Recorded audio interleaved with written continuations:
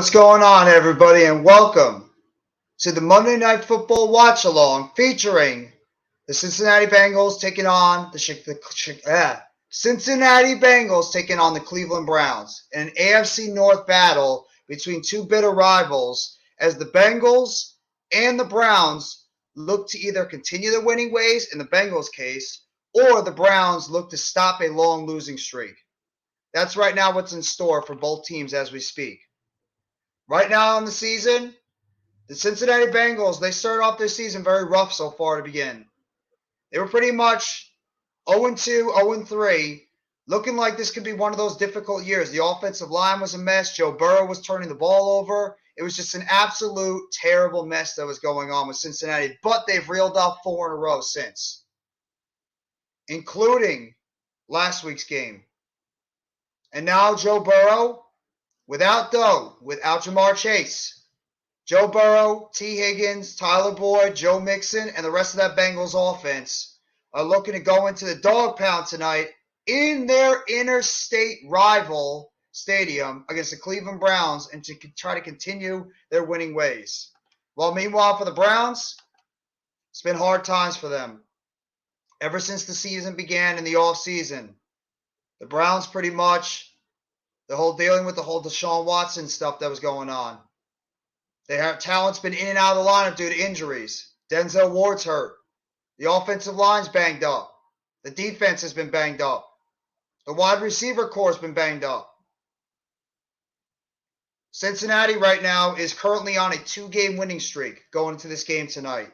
And Cleveland, they're on a 4-game losing streak. Right now, the Cincinnati Bengals trail the Baltimore Ravens by half a game in the AFC North.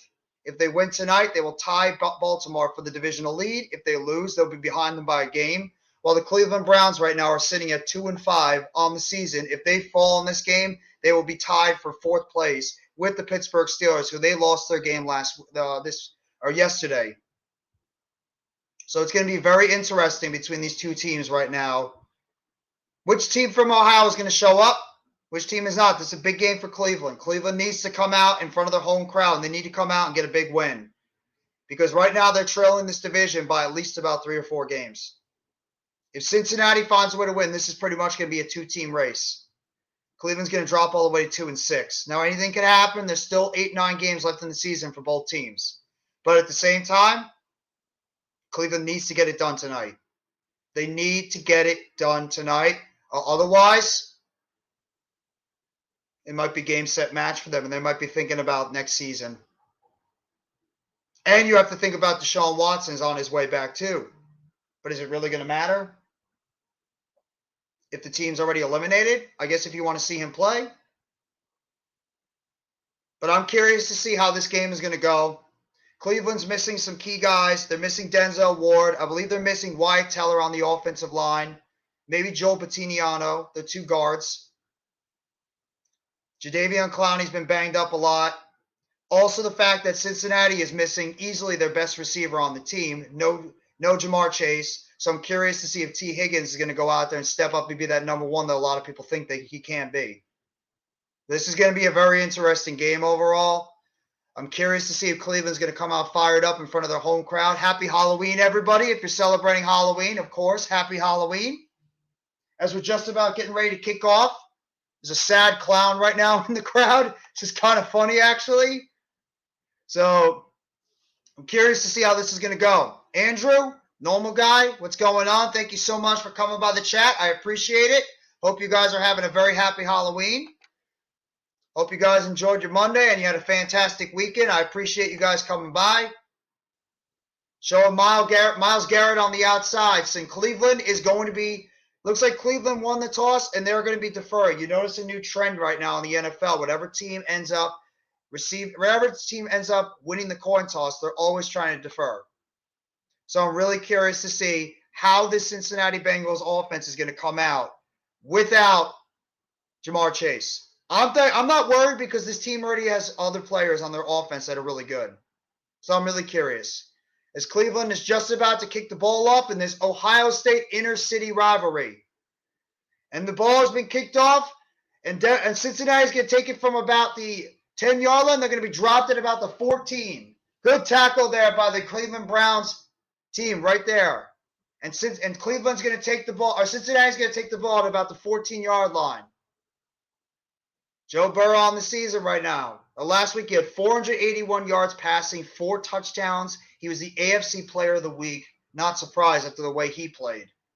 Joe Burrow was unbelievable. And the one thing about Cincinnati, they're starting to click on offense. That offensive line is starting to gel. Cincinnati lines up with 2 wide receivers up top, 1 down below. Burrow in the shotgun. Mixon flanks him to his right or left. Burrow drops back, tosses side. Mixon. And Mixon's going to run all the way up to at least about the 21-yard or the 22-yard line. Notable injuries for Cincinnati. MarrChase, obviously. Stanley Morgan, Drew Sample, Jackson Carman, DJ Ritter, Josh Tupou, and Eli Apple are all not playing in this game tonight. MarrChase obviously being the big notable guy. So that's going to be interesting. We got a flag on the play. We barely even started, and we already have a flag on the play. Looks like too many men on the field against Cleveland. Or against the Browns. Yep. Thank you, Mitch. Appreciate it. Kevin Stefanski, the head coach for the Cleveland Browns. And Mr. Staley, the head coach of the Bengals. Bengals are going to get the ball. 1st and 5 now. 1 wide up top. 2 down below. Burrow in the shotgun. Higgins in motion. Burrow takes the snap, hands it off. Mixon runs over to the left side. He's going to fall at least about a yard short of the first down marker at the 23-yard line. And it's going to be 2nd down and 1 for Joe Mixon and the Bengals offense. Bengals trying to get that running game going pretty early in this game. Trying to get that running game going. Not a bad idea.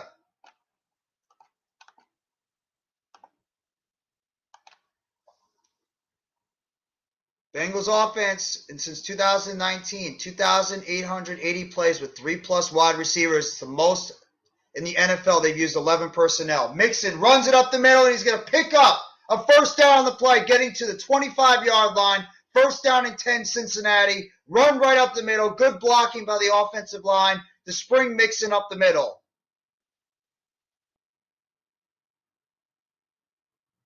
Bengals this season started with the same offensive lineman every single game. That's continuity. That's how you build an offensive line chemistry. You have the same 5 guys every single game to build up that continuity. Burrow in the shotgun. Mixon lines up to his right. Mixon now splits wide. Joe Burrow throws to the outside. Mixon catches it. He's going to dive to about the 30-yard line, picking up 5 yards on that play, and it's going to be 2nd down and 5. Burrow with the quick pass to the sidelines, tossing it over.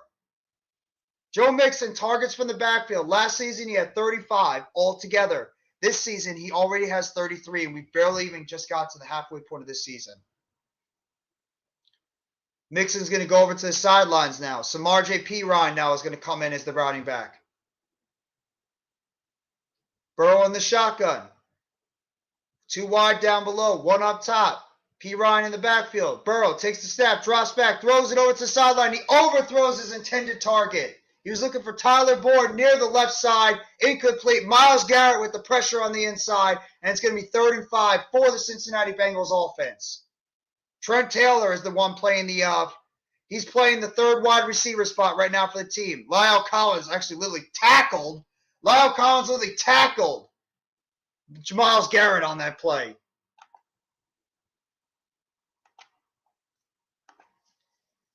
Eleven personnel once again, and even they're going split wide out. Empty backfield for the Bengals. Burrow in the shotgun, 2 wide down below, 2 wide up top. Burrow takes the snap, drops back, looks to his left, throws to his right.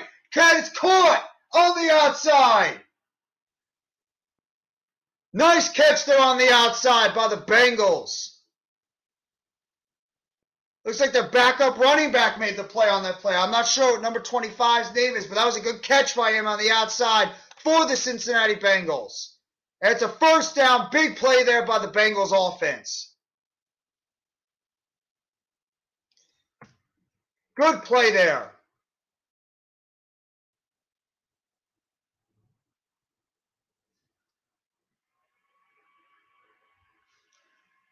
One wide receiver up top, two down below. Burrow takes the snap, drops back, throws to his left, down the field, and it's going to be intended for T. Higgins, but it's incomplete. They're looking for a flag on that play, and it looked like there was a flag on that play. I'm surprised they did not call it. Coverage on the outside by Greedy Williams.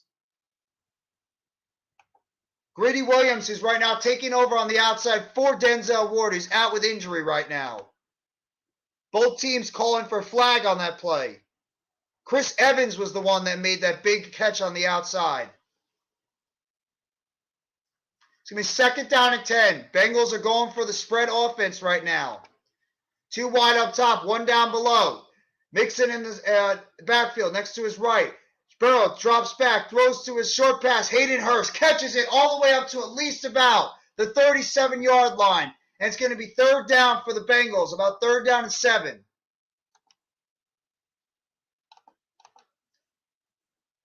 Third down and 7 for the Cincinnati Bengals offense.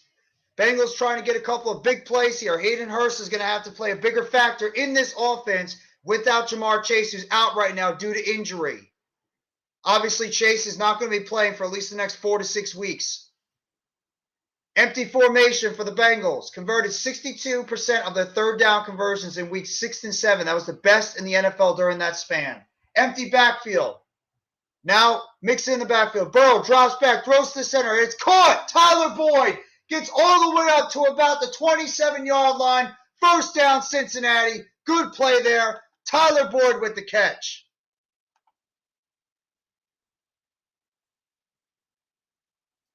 Tyler Boyd makes the catch. Try to get tackled there by the safety, Newsome. And Newsome had to try to play him on the outside. But Boyd makes the catch, picks up the first down.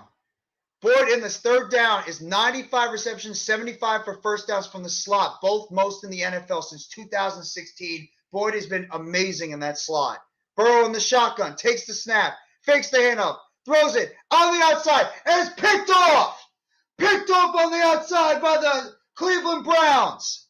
And is running all the way down the field. He could go all the way. He's going to get tackled at about the 30-yard line of Cincinnati. Big pick there by Cleveland. That's exactly what they needed. Green the third with the pick. Tipped off the hands of T. Higgins. And the Browns are going to get great field position in the Bengals territory. That's a play their defense needed. It was actually tipped at the line of scrimmage by Myles Garrett, deflected off the hands of T. Higgins, and Green makes the interception, and the Browns are going to be in perfect field position as they're going to get the ball in Bengals territory. Well awareness there. And of course, Myles Garrett, the best defensive end / outside linebacker in the NFL, making the play there. A.J. Green was the one that made the interception. But he might as well go thank Myles Garrett for the assist on that one, for the fact that he tipped it up and helped make the play happen.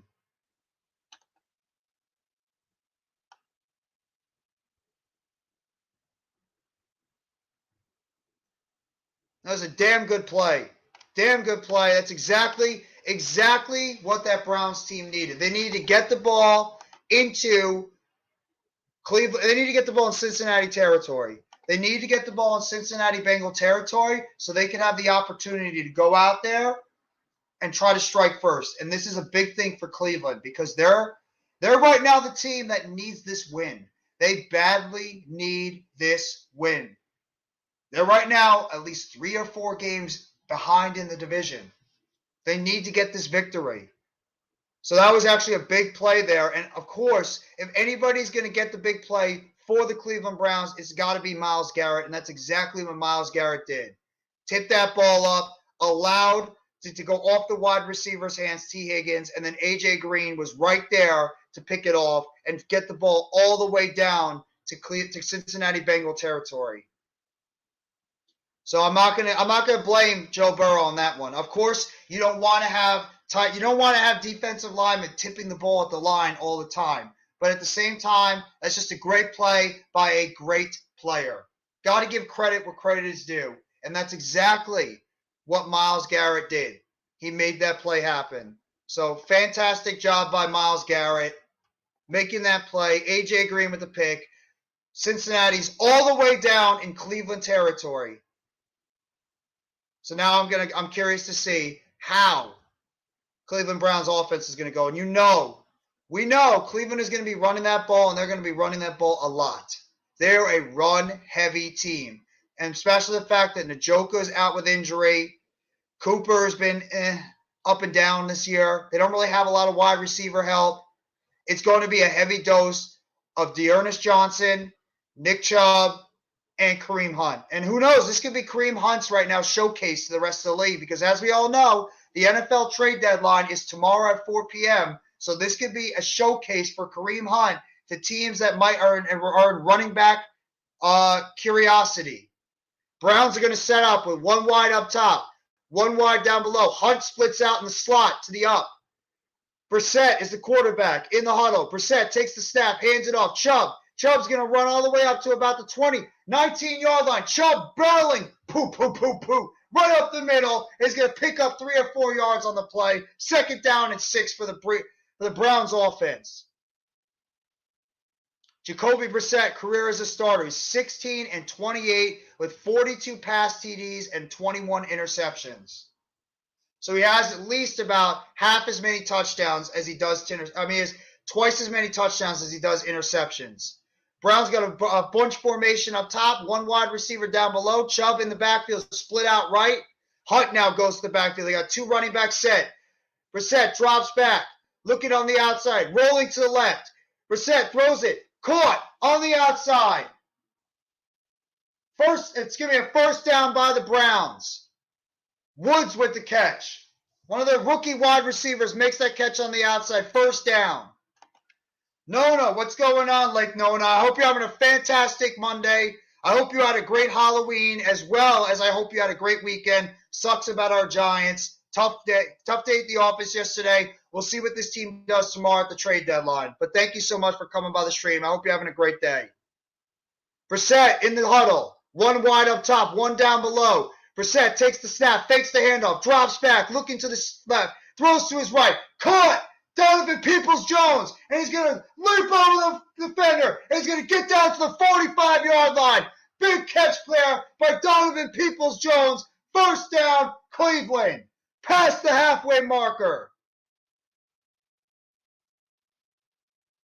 Nice route there by Peoples-Jones. Bobbled it a little bit, but managed to keep the ball in his possession, hurdled over Jesse Bates, and picked up more yardage to get down to the 45-yard line of Cincinnati. Big play there by Cleveland. Thank you. I appreciate it. Dearness Johnson's going to run up. He's going to pick up maybe a yard on that play, if that. Actually, it was Nick Chubb. The injuries for Cleveland, it's a long list. Njoku, Jesse James, Chris Hubbard, Joe Haig, Nick Harris, Wyatt Teller, Chase Winovich, Stephen Weatherly, Jacob Phillips, Anthony Walker Jr., Jeremiah Owusu-Koramoah, and Denzel Ward. Owusu-Koramoah, Jesse James, Hubbard. There's a lot of guys right now on this team that they're missing. A lot of players they're missing. 3 wide set over here. Hunt in the slot. 1 wide up top, 1 down below. Brissett hands it off. Chubb trying to bounce to the outside, and he's tackled. Tackled on the outside. Wilson with the tackle. There's a flag on the play. Bill Vinovich is the referee, and it's a holding on the Browns offensive line. Jedrick Wills, the left tackle, holding on the play, and it's going to be backing them up at least another 5 yards. AK, what's going on? Happy Halloween, bro. Thank you so much for coming by the stream. Happy Halloween to your little ones, too. Hope you're having a fantastic day. Congratulations to your Eagles, 7-0, and good luck to your Phillies, or good luck to the Phillies tonight, bro. Thank you so much for coming by the stream. I appreciate it. Jedrick Wills, the 3rd-year left tackle. Called offsides on that play from Alabama. Brissett, empty backfield, in the shotgun. 3 wide up top, 2 down below. Brissett takes the snap, drops back, looking to the center, going to his left. Looks over, trying to find somebody open. Nobody can get open. He's sacked at the line of scrimmage. Sam Hubbard and Chase Sam Hubbard and Trey Hendrickson meet him at the quarterback. Both guys are going to get the half of the sack, and it's going to be second down and long for Cleveland. Nobody on that Cleveland wide receiver core could get open on that play. Nobody. Thank you. And appreciate it. And I'm proud of you too, bro. Thank you so much. Thank you. Trey Hendrickson, since 2021, he's got the most quarterback pressures in the NFL. Brissett in the backfield, takes the snap, drops back, pressure on the outside, drops over, throws it, Hunt. Kareem Hunt catches it, and he's going to get down to about the 36-yard line. And it's going to be fourth down. That was third down on that last play. My apologies. Fourth down, and Cleveland is going to have to settle for 3. Von Bell with the tackle on that play, and it's going to be a long field goal for their kicker. Long field goal kick for the Cleveland Browns.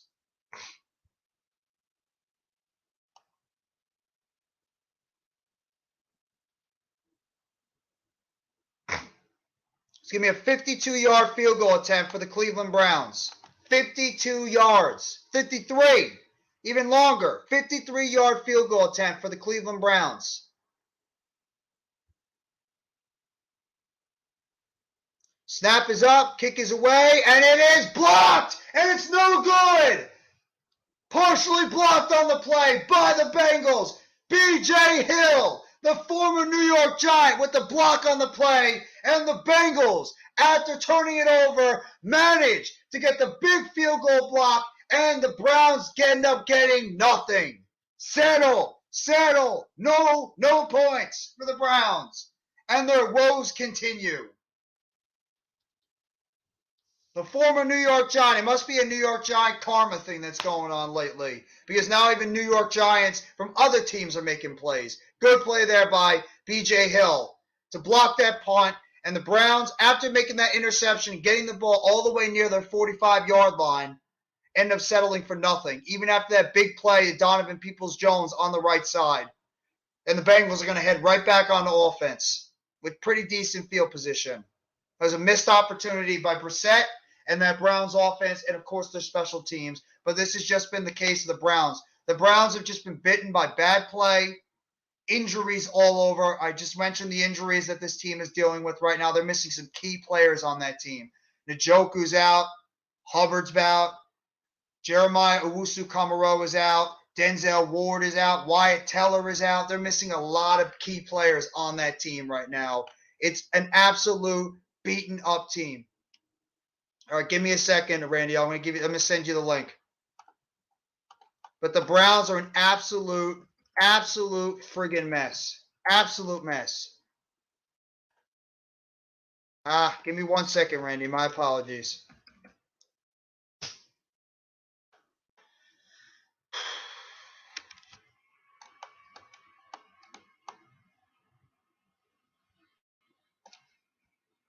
Oh, there's a lot of them here. Okay.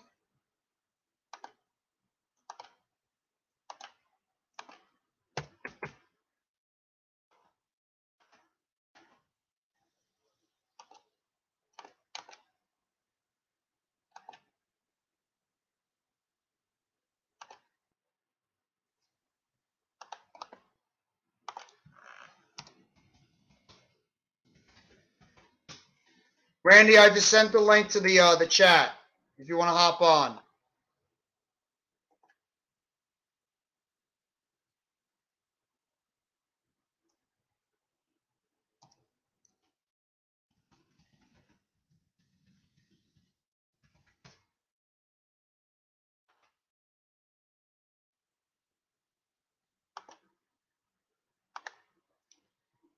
Bengals are now going to take over on offense at their own 43-yard line.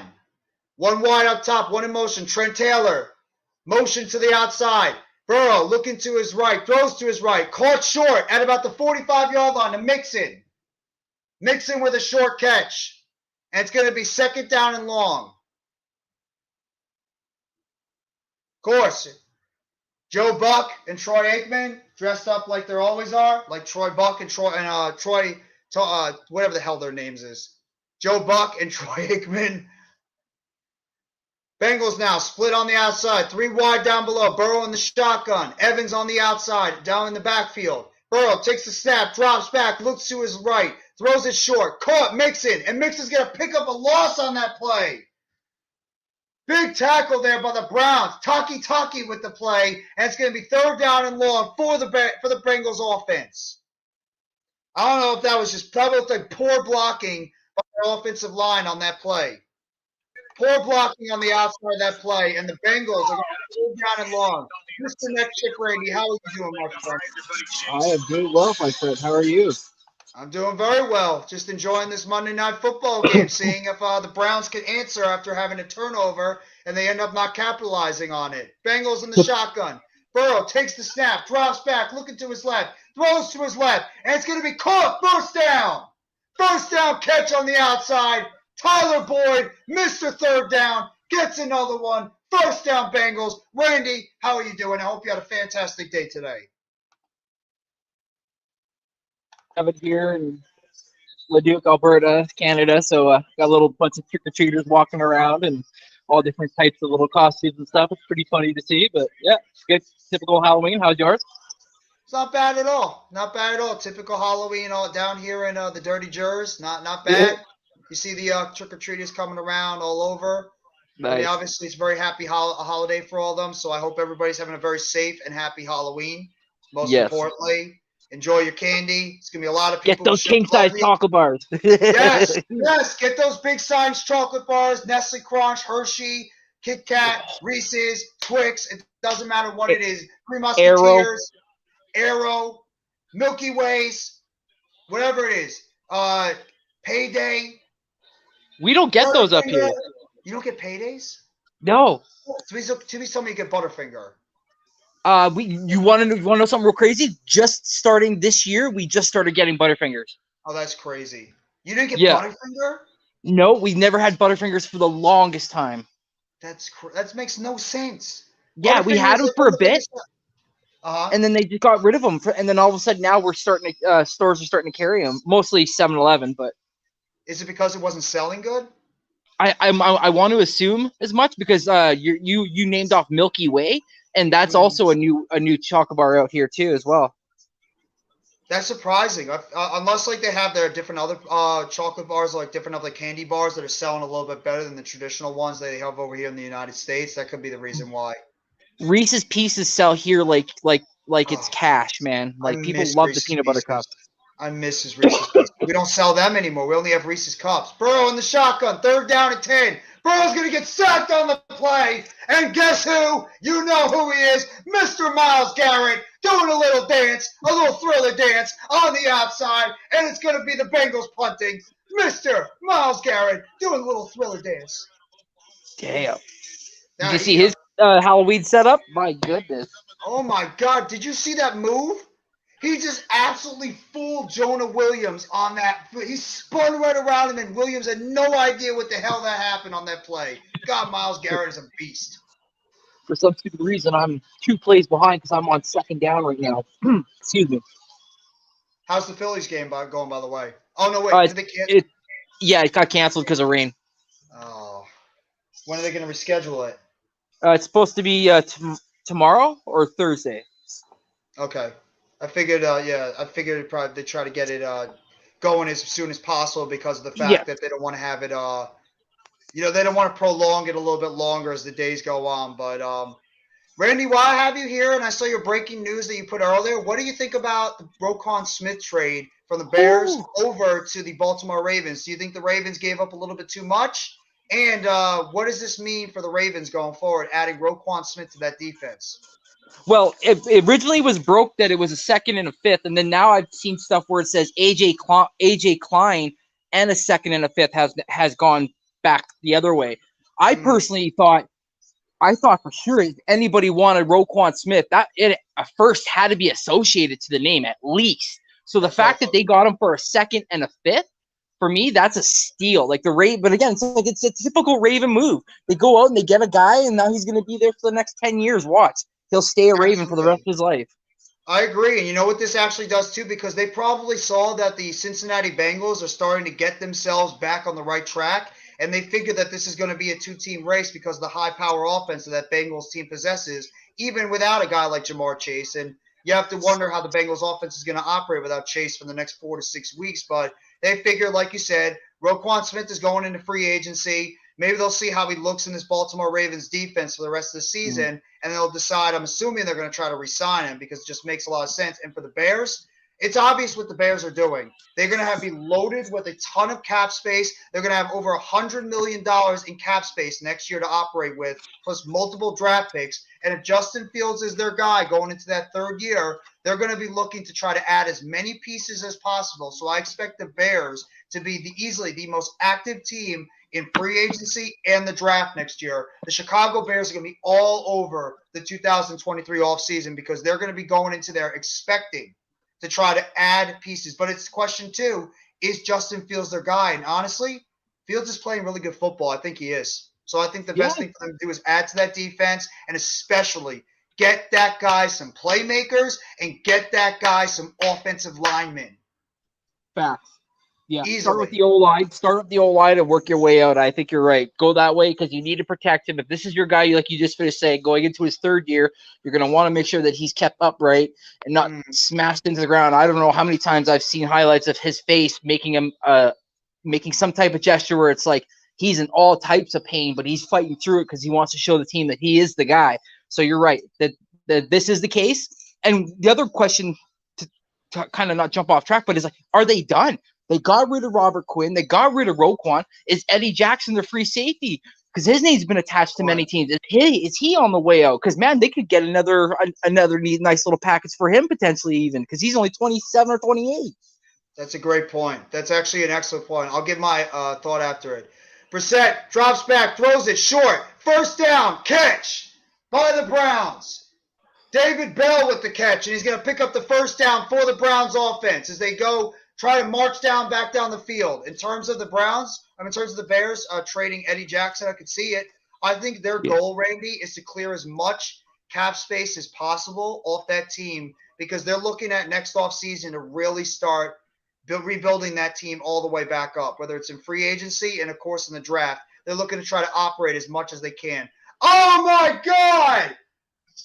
Amari Cooper, they tried a fake play on there. Amari Cooper with the handoff, throws an interception to the Bengals, and the Bengals are going to have the ball in Browns territory. They went for a trick play, and it did not work. Von Bell with the interception, and the Bengals are going to be in great territory in the Brown zone. Tried the trick play, and it did not, and I repeat, did not work. Jesus. Tried a double reverse, double handoff.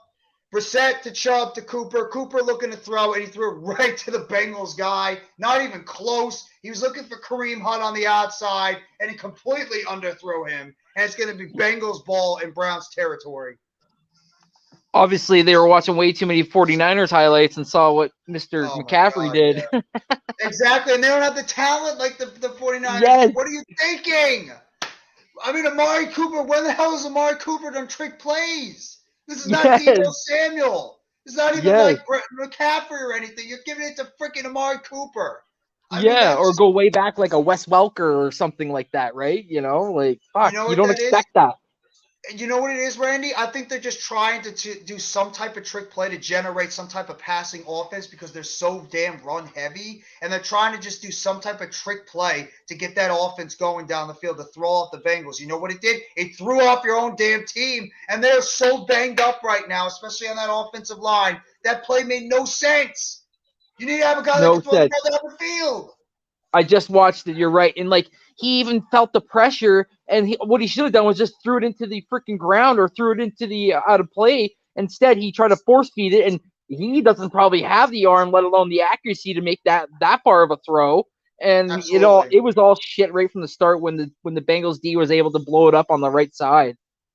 What do you think about Kevin Stefanski this year as the head coach? Do you think that the reason why you just say because of the amount of injuries that team has suffered and because of the whole Deshaun Watson stuff that happened in the offseason, would you give him a little bit of a break and he wouldn't be on any type of hot seat? Or do you think because of the way that Cleveland has underperformed this year and the fact that 2-5, they lose this game, they drop to 2-6, do you think he should be on the hot seat? Oh man, it's so hard to say, especially considering, like you just said, right? But it's like that enigma, which is called the Browns, right? That franchise. It doesn't matter if they end up getting a Hall of Fame coach or a guy that can write up the best X's and O's in the dirt, for the matter, or it could be the most heavy defensive-minded coach ever in their system. It always seems like this team just has a way to fail sometimes. And like, I'm not saying that like he should get fired or anything, but I bet you any money he'll probably be on a hot seat, and it's probably just because basically it's all performance based, right? It all comes down to the brass tacks. Are you winning enough football games to save your ass? And if you're not, well, then that's when your ass gets on the hot seat. I mean, like, I don't think it's properly afforded that Mike Tomlin's name might be kind of, it's his first losing season. But that's exactly it. It's his first losing season. Shut your mouths. Like, like, look what he's dealing with. He lost his best defensive player, and he's just trying to make it work with a third string quarterback at this point. But he's got a rookie quarterback he's playing with. Yeah. When you go from a guy like Ben Roethlisberger, who's a Hall of Famer, to a rookie quarterback, you're going to have these struggles. It's going to happen. Absolutely, especially when you don't have a good offensive line too to kind of boot as well. Because like Najee Harris, like what happened to Najee? Like I know he's dealing with the Liz Frank injury in his foot, but I mean like.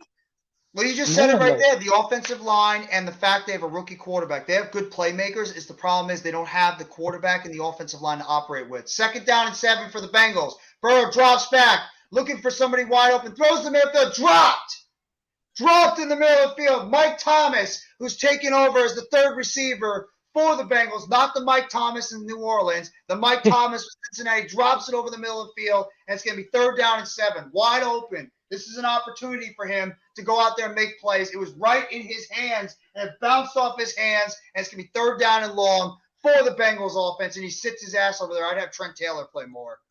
But the only problem is he's a slot receiver, and Boyd does so well on the outside. 3rd down and 7 for the Bengals. Bengals right now 3 for 4 on 3rd down so far this game, 6 yards per average. Burrow drops back, looking for it, dumps it off. And it's going to be caught. It's going to be short on the play. Perine makes the catch. Johnson with the tackle at safety. And it's going to be 4th down for the Bengals offense. You have to wonder if they're going to go for it here. Especially because they're over half midfield right now, right? So it looks like they are. It looks like they are going for it. I think it's a smart decision. They're sort of in that nowhere land. Like that no man's land where you're near the 50 and then you're like still a little bit too far for your kicker. Exactly, yeah. Curious to see what kind of play they might run here. I mean, they haven't gotten the ball or haven't tried to get the ball over to T. Higgins or Tyler Boyd. Well, they haven't gotten really to T. Higgins. Tyler Boyd's been really the benefit of guy. Burrow's just going to let the clock tick down. It's going to be the end of the 3rd quarter in a very, very sloppy – or first quarter. End of the first quarter, very sloppy overall. Both teams turned the ball over at least once. Both teams missed opportunities. And we end the first quarter with this game tied 0-0. Randy, what's your reaction to this first quarter so far? Yeah, man, you hit it right off the hop there when you said sloppy. That's what, capital letters with an apostrophe at the end of that sucker. Because, man, turnovers galore. Teams aren't trying to, you got 2 of the premier running backs in the league in Mixon and Chubb, and you don't even, they're not trying to pound the rock. Pound the rock. That opens up play action. That opens up your RPOs. That opens up your swings and stuff. Like, what the You are so right. You wonder why, and that's the thing, Zach Stacy as well as Kevin Stefanski, they're getting away from what their teams do best. They're trying to be cute out there, and I think that's the biggest problem with some offensive coordinators and offensive style head coaches. They get too cute on their offenses, and they think that they can just keep slinging it all around the field, and they know better. Go with what your team does best. If you're a running team, run the damn football and set up the pass, especially for the Browns. The Browns right now don't have a lot of talent on the outside. They're missing arguably their best outside weapon in Njoku, who's hurt. And Cooper, he's been up and down this year. I mean, other guys they have, they're okay. But at the same time, the Browns need to focus more on the run game. You have Nick freaking Chubb, who's right now. And Kareem Hunt. You have the 2-headed monster. And Dearness Johnson, who's not bad. You could say 3-headed monster. Yeah, Dearness Johnson. Yeah. run the football. And their offensive line is the best when they run the football. And I'd say the same thing about the Bengals. The Bengals don't have a little bit more of an excuse. Don't have as much because of the fact that they have weapons on the outside. Hayden Hurst is not bad. He's healthy. You still got T. Higgins, who's a good number one. Tyler Boyd can be a number one, too. They have weapons on the outside, so as good as Mixon and as much as you want to run the football, I understand why the Bengals want to pass it. That's just part of their formula. Even though Chase is not there, they still have two other guys that can get it done. But for the Browns, run the goddamn football. Take advantage of what your offense does best, especially what your offensive line strength is. Yes, fact. And you said it best too. Like without Chasen, this is really gonna show the Bengals like what coverage he actually gets when he's on the field, because right now it's obviously showing like T. Higgins is probably getting doubled, and then they probably got him shadowed Boyd with like a safety over top. So like they're like trying to beat us underneath with your underneath stops. Like you said, you got Hayden Hurst. Use Mixon and Samaj Pirine out of the backfield for the nice passes, because both can catch the ball out of the backfield. They actually just did a wheel route too with Chris Evans, their other running back. They did a wheel route on the outside. Yep. So that's a good idea. Try a wheel route. Kareem Hunt's very good when it comes to receiving the ball as a running back. And also, this is like, I want to talk a little bit more of the Bengals have decided to punt on this play, so it's going to be 4th down and 4. I thought they were going to go for it, but they're deciding to punt on it because I guess maybe they just don't think the Browns offense can score on them right now.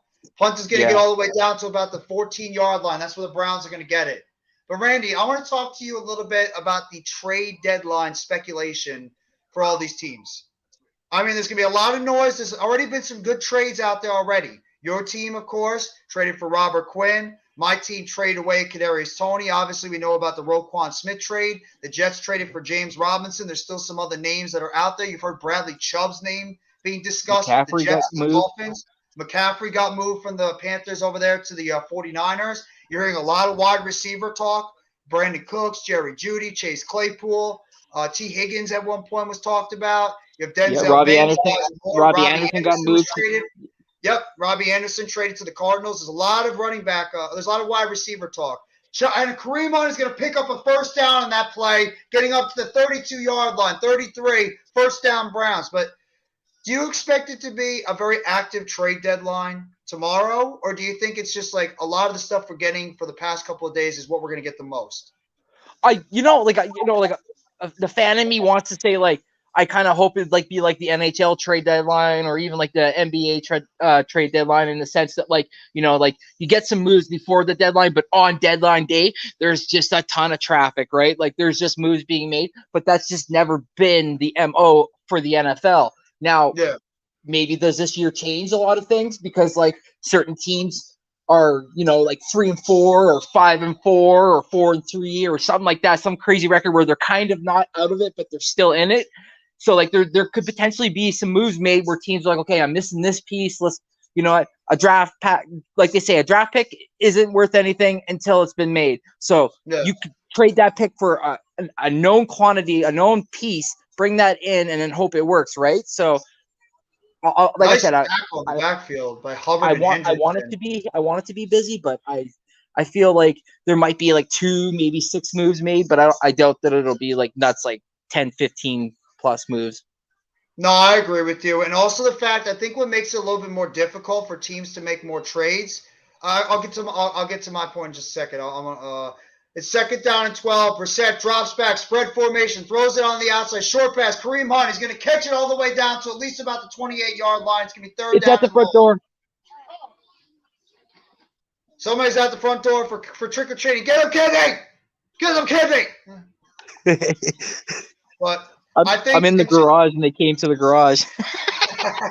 Is the garage door open or is it shut? Yeah, it's open. Yeah, because I'm having a smoke, so it's like you're like standing there trick or treating. Candy cigarette, kids. Candy cigarette. Don't worry, it's not real. It's just candy. Yeah, it's just candy. Don't worry. You gotta tell them. The kids are like, "What is he smoking? It's candy." You don't have to worry about it.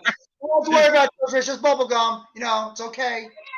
Brissett drops back, looking to his left, throws over the middle. And it's gonna be. Is it caught?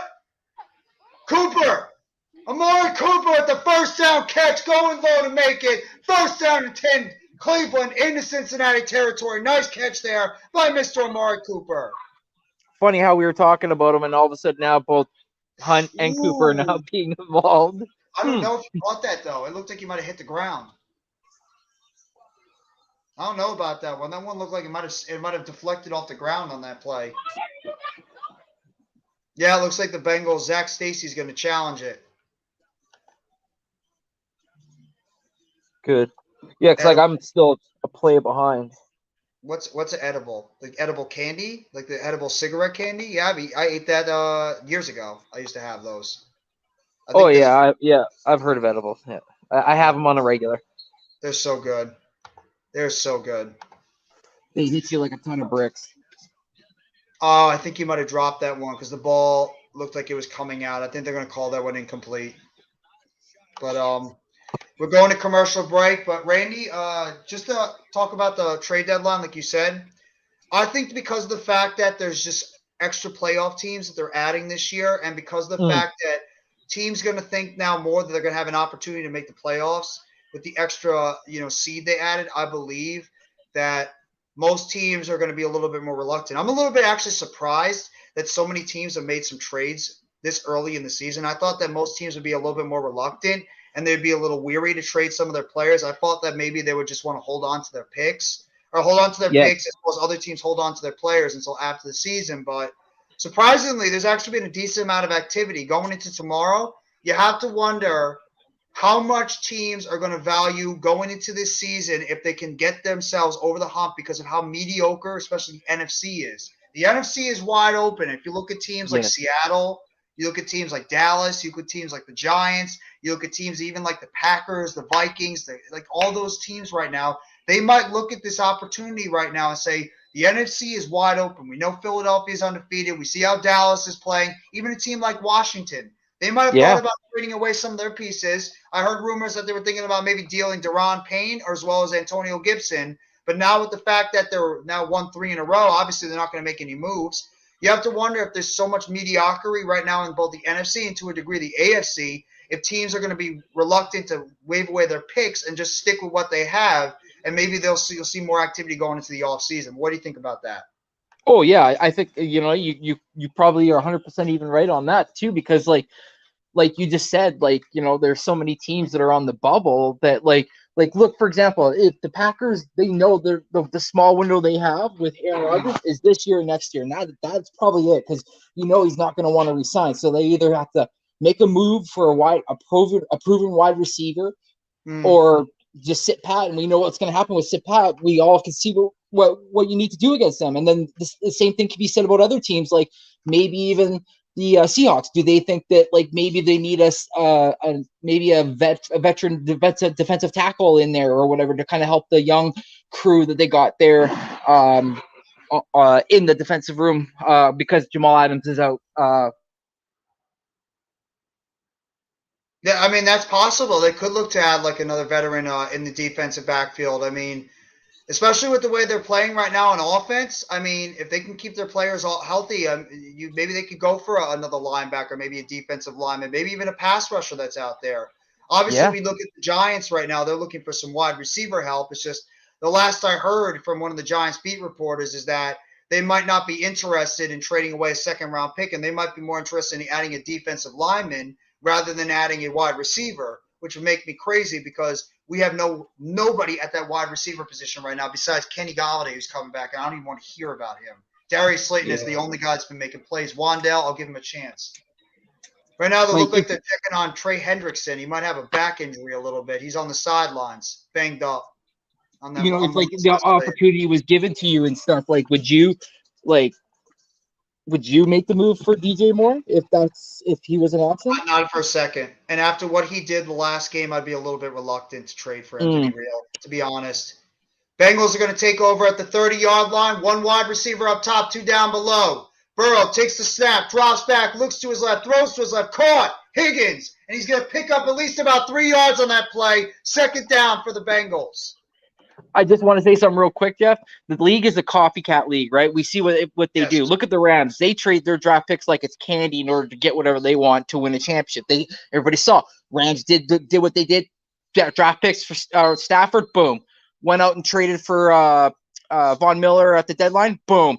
Brought in OBJ and stuff. They see that those types of things work, so they're like, there's. I feel like there's going to be a trade that's going to happen tomorrow. We're going to be scratching our head, but then come playoff time, we're going to be like, oh, okay, yeah, now I see. It makes sense. Okay. It makes sense. And a lot of people, like you said, that's a great point. They're going to look at what the Rams did last year, and they're going to see that you don't always have to stock up on draft picks if you want to go out there and win. Sometimes you can go out there and be willing to sacrifice some draft picks because they're the unknown. That's what people don't understand is that draft picks are unknown. You don't know what these kids are going to be. They haven't played in the NFL. Why not take a chance maybe on an established player? If you're just one or two players away, they can put you over the top, and that's what the Rams did last year with OBJ and, of course, with Von Miller. The Jets are not trading Sheldon Rankins. They need defensive help, so they're not trading him. Yeah. Bengals after that run by Trent Taylor. It's 3rd down and 2 at about the 43-yard line. Short pass on the outside, knocked away. Good defense there by the Browns. Newsome on that play, knocks away, and the Browns are going to force the Bengals. There's Bain in the audience. Bain is in the audience for Cleveland. What a lovely, lovely game. Yeah, I grew up with the you nearly raised the darkness. Or perhaps he's wondering why someone would shoot a man before throwing him out of a plane.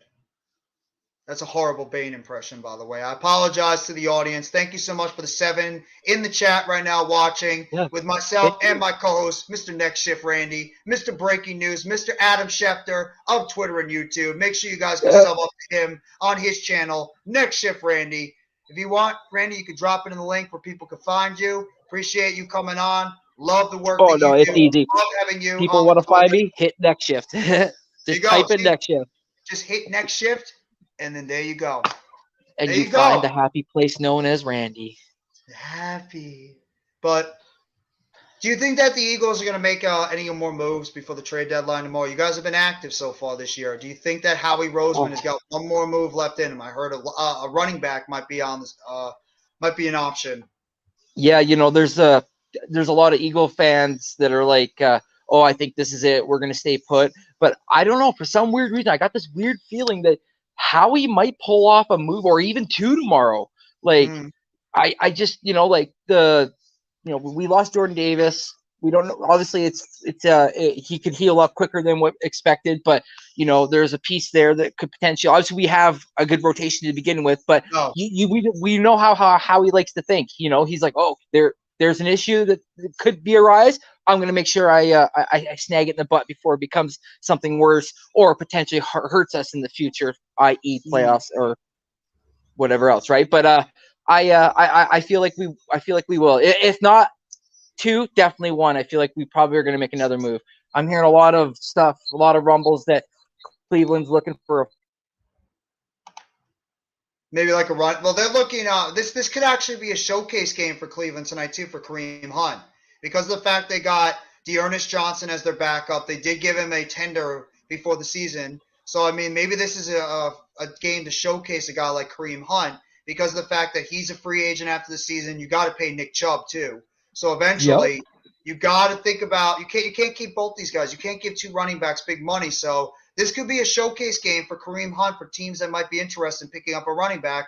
And Almighty even says it too. He's right. There's been a lot of rumors going around. The Eagles have been linked to a guy like Kareem Hunt. You have to wonder if Howie Roseman is going to pull the trigger if he doesn't have faith in his running back squad. And you could tell right away the Eagles are going for it. They are trying to go for it this season to try to get them a Super Bowl. They're loading up on all players right now. They're going the Rams route with a lot of their players. And then plus they have a lot of first-round picks, so they have the opportunity to maybe use some of these early picks because of the fact they're so loaded with 2 first-round picks going in the draft next week or next year. Yeah, and then we have 2 second-round picks the following year because we have the Saints second round.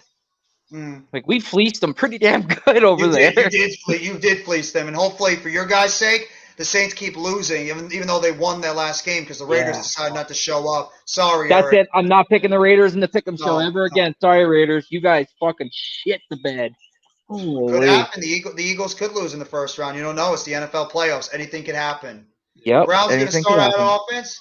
22-yard line. Run it to Chubb. Chubb's going to get tackled for about a 2-yard gain to the 24-yard line. It's going to be second down and 10. Or second down 10. Second down and 8. I can't count. Thank you so much for 10 or 11 consistently in the chat. Appreciate you for being here on Monday Night Football. Happy Halloween! That was weird. Would you give up a first for Chubb? I would give up a first for Chubb, yes. Bradley Chubb But or I Nick mean, Chubb? I think the chat said. I think he means Oh, it just Bradley. said. The Browns are not getting rid Oh, of Nick Chubb. I'd be shocked if they did. yeah, Bradley Chubb. No, I'd probably package something, but maybe like a second or something. But I don't know if the Broncos are going to want something good for him. They're not just going to get rid of Bradley Chubb. So. And the thing is, too, I really believe if they lost that game yesterday, I think they would have been a little bit more open to trading some of their players. The fact that they went out there and they beat the Jaguars, I mean, they didn't help us out either. I think they're going to be a little bit more reluctant now to trade some of their players because they're going to look at it and be like, you know what, the AFC is wide open. Why can't we possibly go on a little bit of a run? And plus, the head coach is trying to coach for his job because there's been a lot of rumors that Nathaniel Hackett could be out of here if this team continues to underperform with Russell Wilson, the talent they have on that offense and defense. Yeah, agreed. Browns 3rd and 5 right now at about the 27-yard line. Brissett drops back, 9:22 left in the game, throws to his right, wide open Amari Cooper, and he's going to get down to about the 44-yard line. Big play by Cleveland, getting down to Cincinnati territory. First down, I almost said Cincinnati. First down, Cleveland. Any of y'all going to do NFL trade deadline? I believe our buddy Rob, Philly Sports I'm going to be on with them. Is going to be doing. I might hop on with them tomorrow too for a little bit to do the NFL trade deadline. So we're going to be doing that's what I'm doing. I'm just going to hop on for a little bit. Yeah. I believe that the trade deadline is until 4 p.m. I think 4 p.m. 4 p.m. is the deadline. So we'll be on there giving you wall-to-wall coverage of the NFL trade deadline. Yes. I mean, I don't know why the Colts would trade Nyheim Hines. I mean, unless they just think they're not going to pay him and because they think they might be able to get some value. I mean, are the Colts giving up already? Are the Colts throwing in the white flag? Wow. I mean, would you? They need a quarterback. They do. Oh, good God, they do. I actually had a discussion with this on the Big Blue Crew last night with our buddy Big Pat Sports Talk. That team really was destroyed when Andrew Luck retired. I've never seen a team be destroyed so much when a quarterback retired as badly as the Indianapolis Colts did. Nice bounce 100%. up on the outside by Nick Chubb, and he's going to pick up another first down to about the 32-yard line. I'm sorry. Go ahead, Randy. No, I said I 100% agree with you. And to anybody out there that's a big Andrew Luck fan, that's not a shade on him. We understand his health was more important. The guy was getting beat up a lot, and he didn't want to live that life anymore. He was tired of rehabbing most of the time on the offseason to get ready for the season. So, that kind of wears on a guy after a while. But you're right, man. The fact when he dipped out, that was it. Like, that team just eroded at that position. I mean, the last 3 years, 3 quarterbacks? I mean, Phillip Rivers, Carson Wentz, and now you got Matt Ryan, and he got benched for the freaking backup. And it's not like they're going for quarterbacks that are in their prime or anything. They went for 2 quarterbacks that are clearly past their prime, and Phillip Rivers and Matt Ryan, and Carson Wentz, who's just right now mentally he's just not there. That's the shame about it. 8+ rush touchdowns in each of their first 5 seasons. Nick Chubb's in a list with Adrian Peterson, LaDainian Tomlinson, Emmitt Smith, and Jim Brown. That's pretty damn good. He's that guy. 2022, Chubb is good. Nick Chubb is unbelievable how good he is at running back. That's why I scratched my head when the Kareem Hunt got picked up or the Browns went after him. I was like, what? They got Chubb. They probably wanted a balance because Kareem Hunt is more of a wide receiver in a way too. He's like a receiving back as well as a rushing back, so like maybe a little bit of diversity. And it's better to have a 2-back system because if you just have one running back, the running back's going to get beaten up so much, he's going to get worn out. So it's better if you have another running back over there to take a little bit of that pounding too. It's going to help out, keep them healthy. So maybe that's why they went out there, got themselves another effective running back in Kareem Hunt and Dearness Johnson as well. Browns are going to have 3rd and 4 right now at the 27.5-yard line. Brissett in the shotgun, spread formation, drops back, looking to his left, lobs it on the outside. Caught Cooper at the 8-yard line. First down, Browns. Nice pass on the outside. Coverage there by Awuzie. There's another team the Bengals might even try to make a move if they possibly can to cheer up their cornerback position because Eli Apple's out tonight, so they might even be looking at something like that. Do you think that they would go out there and get a cornerback though? I mean, Eli Apple sucks. They need a cornerback. They need a cornerback too. I mean, Mike Hilton's okay. Awuzie is okay. Eli Apple's garbage. They do need a little bit of help at that cornerback position. I'd probably say it's the biggest weakness. We Yeah. are very interested, but the Broncos are asking for a second-round pick, and I'm not trading a second. Whew.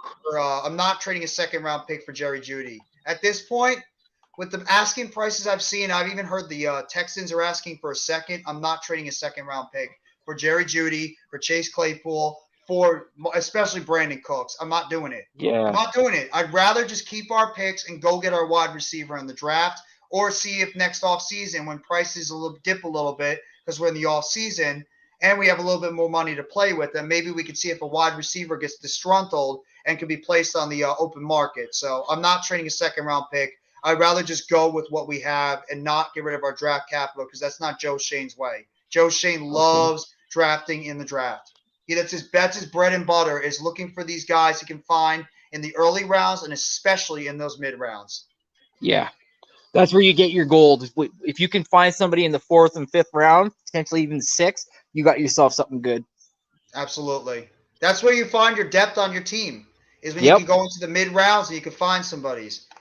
I heard TJ Hawkinson is available too. I don't know if the Lions are going to be willing to trade him at the trade deadline. This is the thing.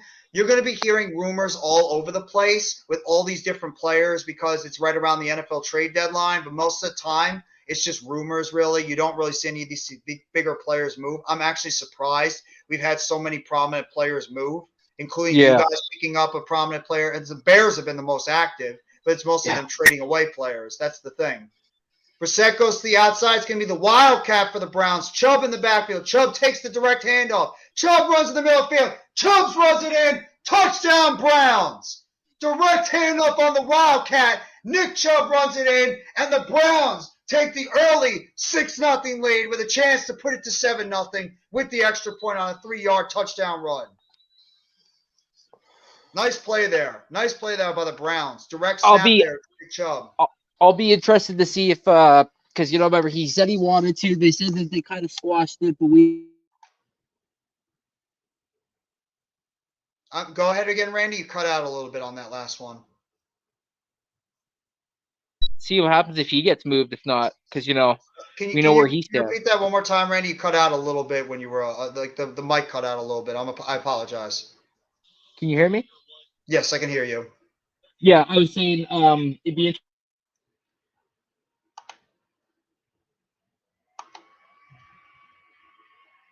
It looks like Randy might be having a little bit of technical difficulties over there on his end. I would trade for Amari St. Brown. We're not trading for him. The Lions would be nuts to trade Amari St. Brown. They are not trading Amari St. Brown. That's one of their pieces on their team they want to build with.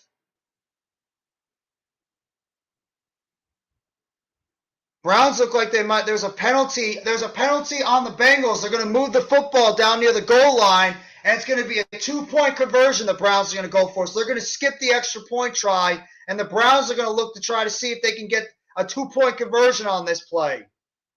So the Browns are going to look for 2 points on this drive. Instead of going for the traditional instead of going just for 1, they're going to look to get 2. So they're playing a little bit more aggressive on this play. They got Chubb and Bryant on the field right now. Heavy formation, 13 personnel. They run the ball. Chubb handed off. Chubb forces his way, and he gets it. Nick Chubb runs it in, and they pick up the 2-point conversion, and the Browns take an early 8-0 lead on that play, picking up the 2-point conversion. They're not trading Brian Burns. The Panthers turned down Brian Burns for 2 first-round picks. They're not trading him. They're not trading Brian Burns. They literally did not even make the move for 2 first-round picks. Not 1, 2. They're not trading Brian Burns. I'm sorry.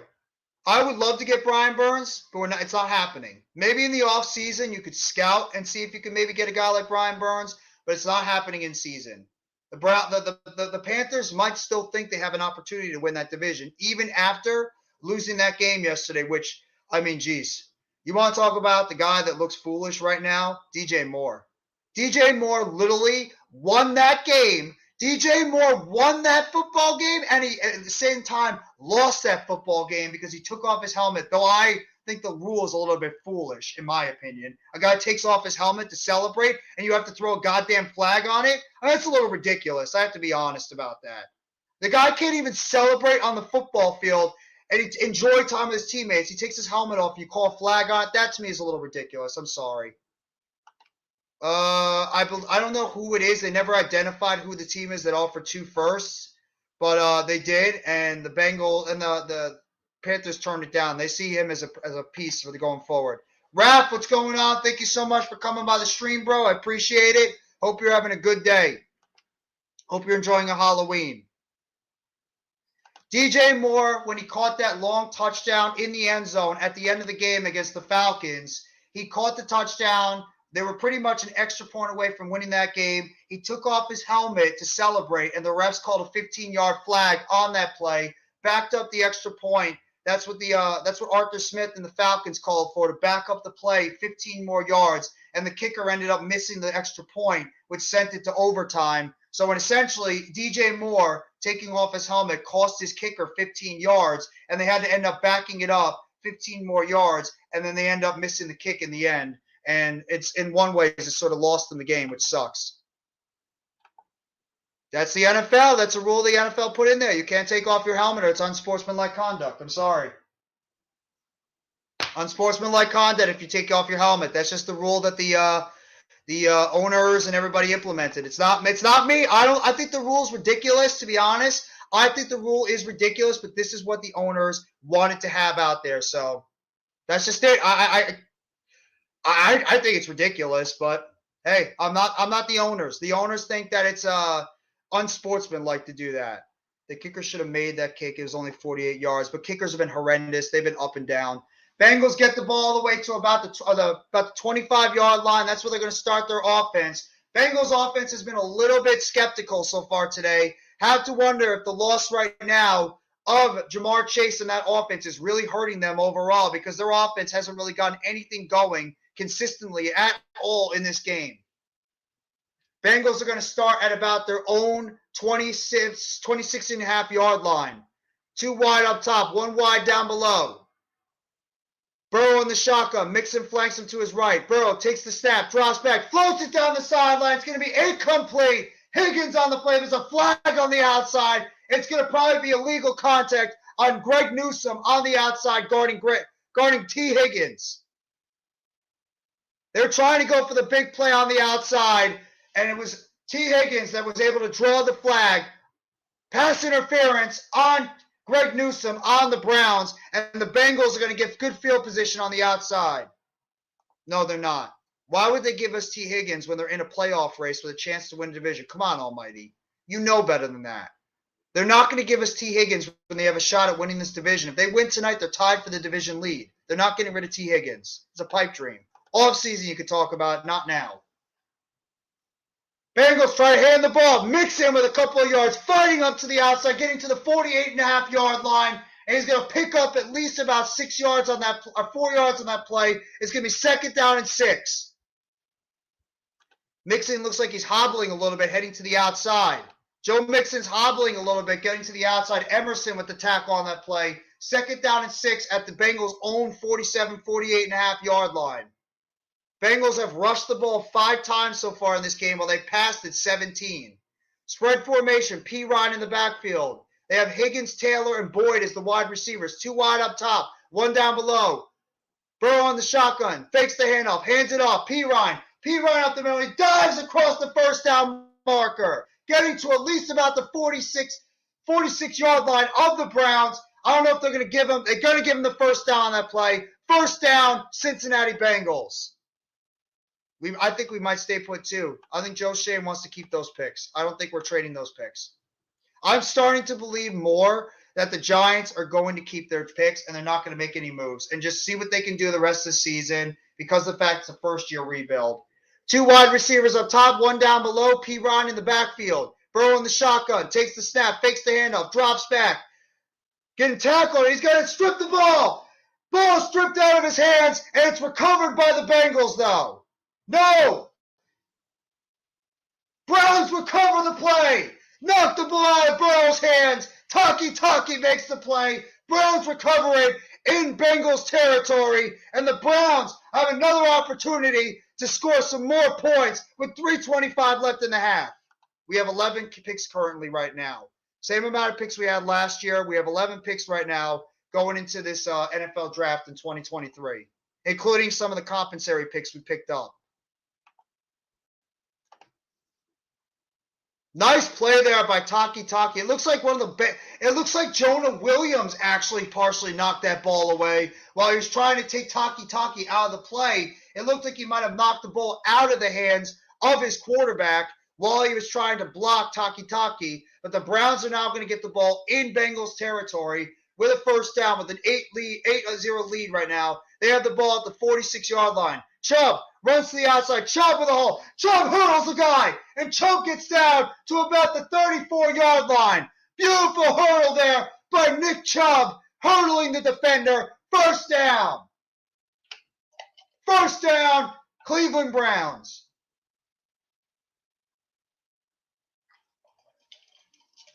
Good blocking on the outside by that Browns offensive line. Chubb right now, 8 rushes, 37 yards on the game, 4.6 yards per carry, 1 touchdown. Chubb now bouncing to the outside. Chubb is going to get down to about the 31-yard line, maybe the 30.5-yard line, picking up at least 4 yards on that play. He hurdled Mike Hilton on that play and picked up some extra yards on that run to pick up the first down on that play. Beautiful job there by Nick Chubb. Second down and 6, 2:27 left in the first half. Remember, the Browns will get the kick in the second half too. 2 wide up top, 1 down below. Chubb in the backfield. Brissett takes the snap, but there's a flag on the play, and it might be a false start on the Browns. Yes, it is. False start on the Browns offensive line. It's actually on their tight end, Brown. Brown, the backup tight end right now. Obviously, we know Njoku is out with injury right now, so the Browns are playing some of their backup tight ends on the field as we speak. And he caught a little bit flat-footed on that play, so it's going to be a first down and 15 for the Browns offense. It looks like this clock is going to tick down to the 2-minute warning unless the Browns want to call one more play. It's the 4th penalty for the Browns for 36 yards so far. Bengals have not committed a penalty in this game, and Browns are going to let the clock tick down to the 2-minute warning. Second down and 12 for them at about the 36-yard line. And it's going to be first down and 15, 2-minute warning. Browns right now lead this game by a score of 8-0. After the Bengals turn the ball over, Browns get the ball all the way near the field, the end zone, or the zone line, pick up the first down. Obviously, there was a penalty on the extra point. Browns decide to go for 2. And they end up making that 2-point conversion. And the Browns right now have all the momentum. You don't think momentum is a key in the NFL games? Browns have all the momentum right now in this game as they look to try to add to their lead. Plus, they're going to get the football in the second half. So the Bengals right now, they need to get it going. This Bengals offense has been a little stagnant. And it's going to really, you know what it's going to do? It's going to make it look like if this Bengals offense struggles tonight, it's going to make the importance of MarrChase look that much more. Because of the fact that the Bengals are struggling so much on offense, MarrChase looks that much more important right now and much more vital to this team. I think T. Higgins is doing a solid job getting open, as well as Tyler Boyd. Both of them are terrific receivers, but it's really making the importance of MarrChase look that much more vital because the dude is just an absolute game breaker on the outside. So you have to wonder if a guy like T. Higgins as Tyler Boyd are going to be able to get it going in the second half. Both guys, Boyd's had a couple of catches so far in this first half. Higgins, he did draw a penalty on the outside in that last play, but in reality, the Bengals offensive line is having trouble blocking right now. Myles Garrett has been in the backfield multiple times. Taki at linebacker has been doing a good job creating some havoc near the quarterback. And right now, the Bengals, they're struggling as a team. They're struggling right now. The Browns are riding that momentum. And as we all know, the Bengals right now are on a 4-game winning streak. The Bengals are on a 2-game winning streak. The Browns are on a 4-game losing streak. The Browns badly need this game to try to get back into the conversation for a possible wild card spot. This is vital for them.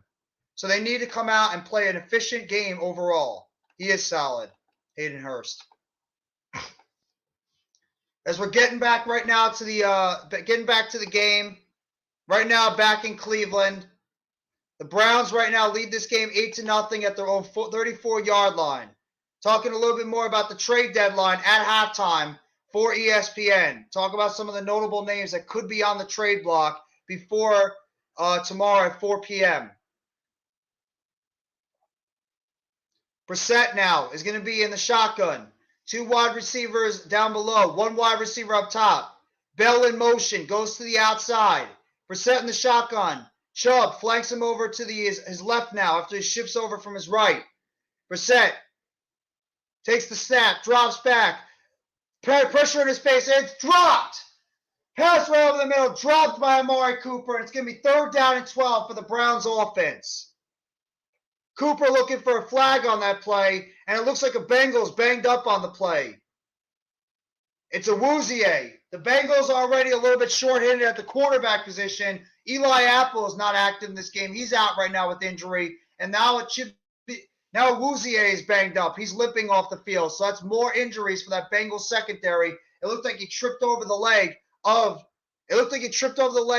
of Amari Cooper on that play and banged his knee. So Woozier is right now on the sideline in massive pain, being tendered right now by the training staff. So you don't think the Browns are going to be targeting right now on the outside to try to get to the open receiver. That's something to monitor. Both these teams are coming into this game very banged up. Browns especially are missing some key players, but now the Bengals are missing some key players too. Obviously, the Bengals are missing MarrChase. Obviously, now they're missing Eli Apple. They're missing a couple of other key players on their team, and now they just lost another cornerback with the Woozier limping over to the sidelines. 3rd down and 12 for the Browns offense. They're looking to see if they can add some more points. 1:56 left. Bengals are trying to see if they can hold them at least to a field goal and get the ball back with a chance to get some points on the board. 3 wide receivers up top. Hunt split out wide, but then he goes to the backfield. Hunt now shifts over to the right side of Brissett. Brissett in the shotgun, takes the snap, drops back, pressure in his face, and he's going to get sacked on the play, and it's picked off.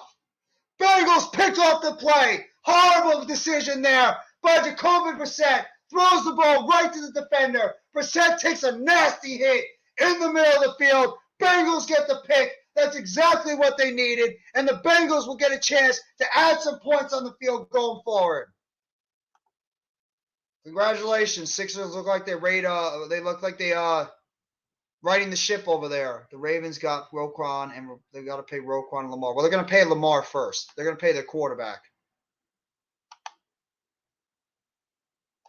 Big play there by the Bengals. They needed something like that.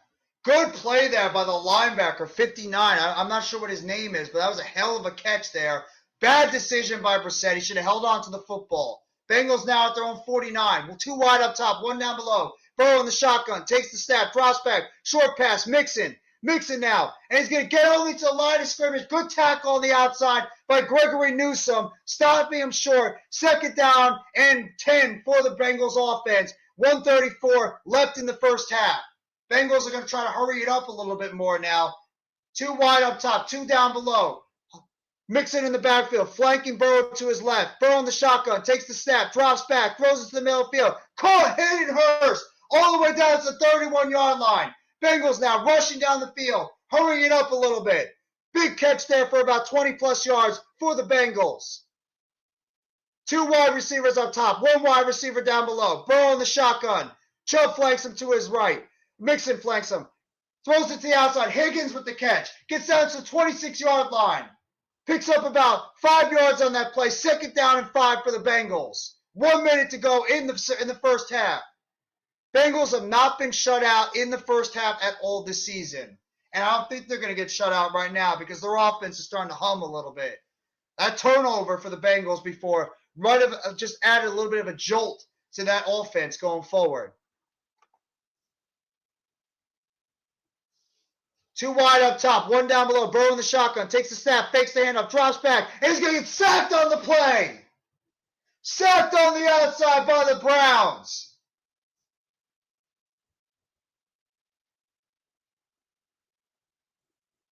Big sack there by the Browns.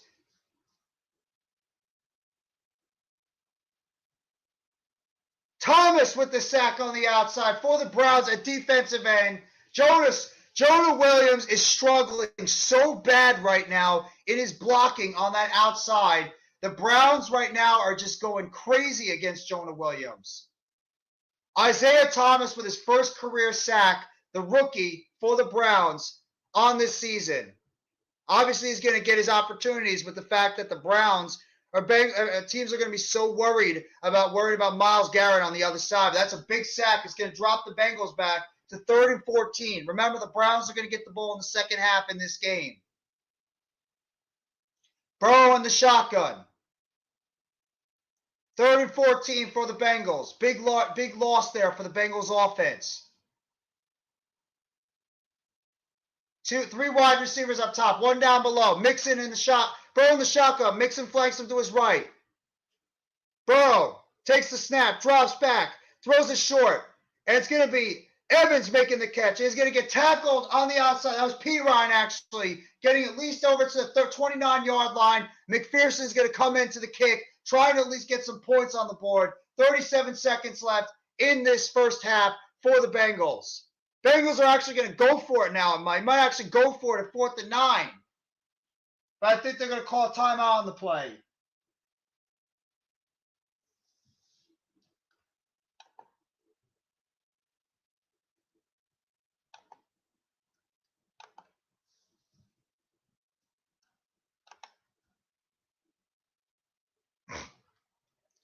And the Bengals are going to take a timeout on this play with 44 seconds left, 4th and 9.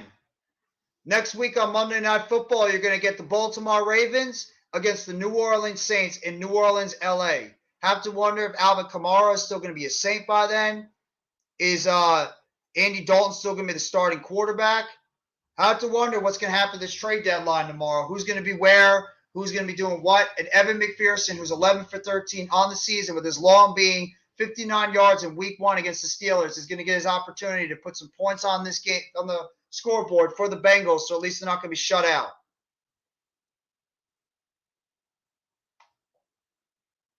Browns actually, if they might have a little bit of time left. If they might want to march that football down the field, they could have an opportunity to score some points on this play.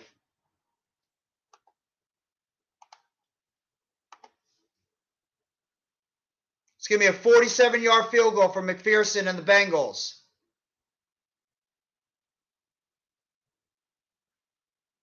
And the snap is away, snap is down, kick is up, and it is no good!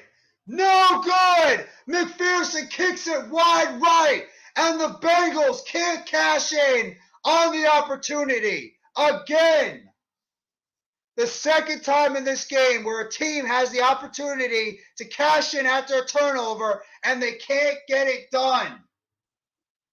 McPherson kicks the ball wide right, and the Bengals, for the first time this season, will be shut out. And the Browns are going to get the football before in the second half. So it's not a good half at all by the Bengals. Not a good half at all by the Bengals at all. Not a good half.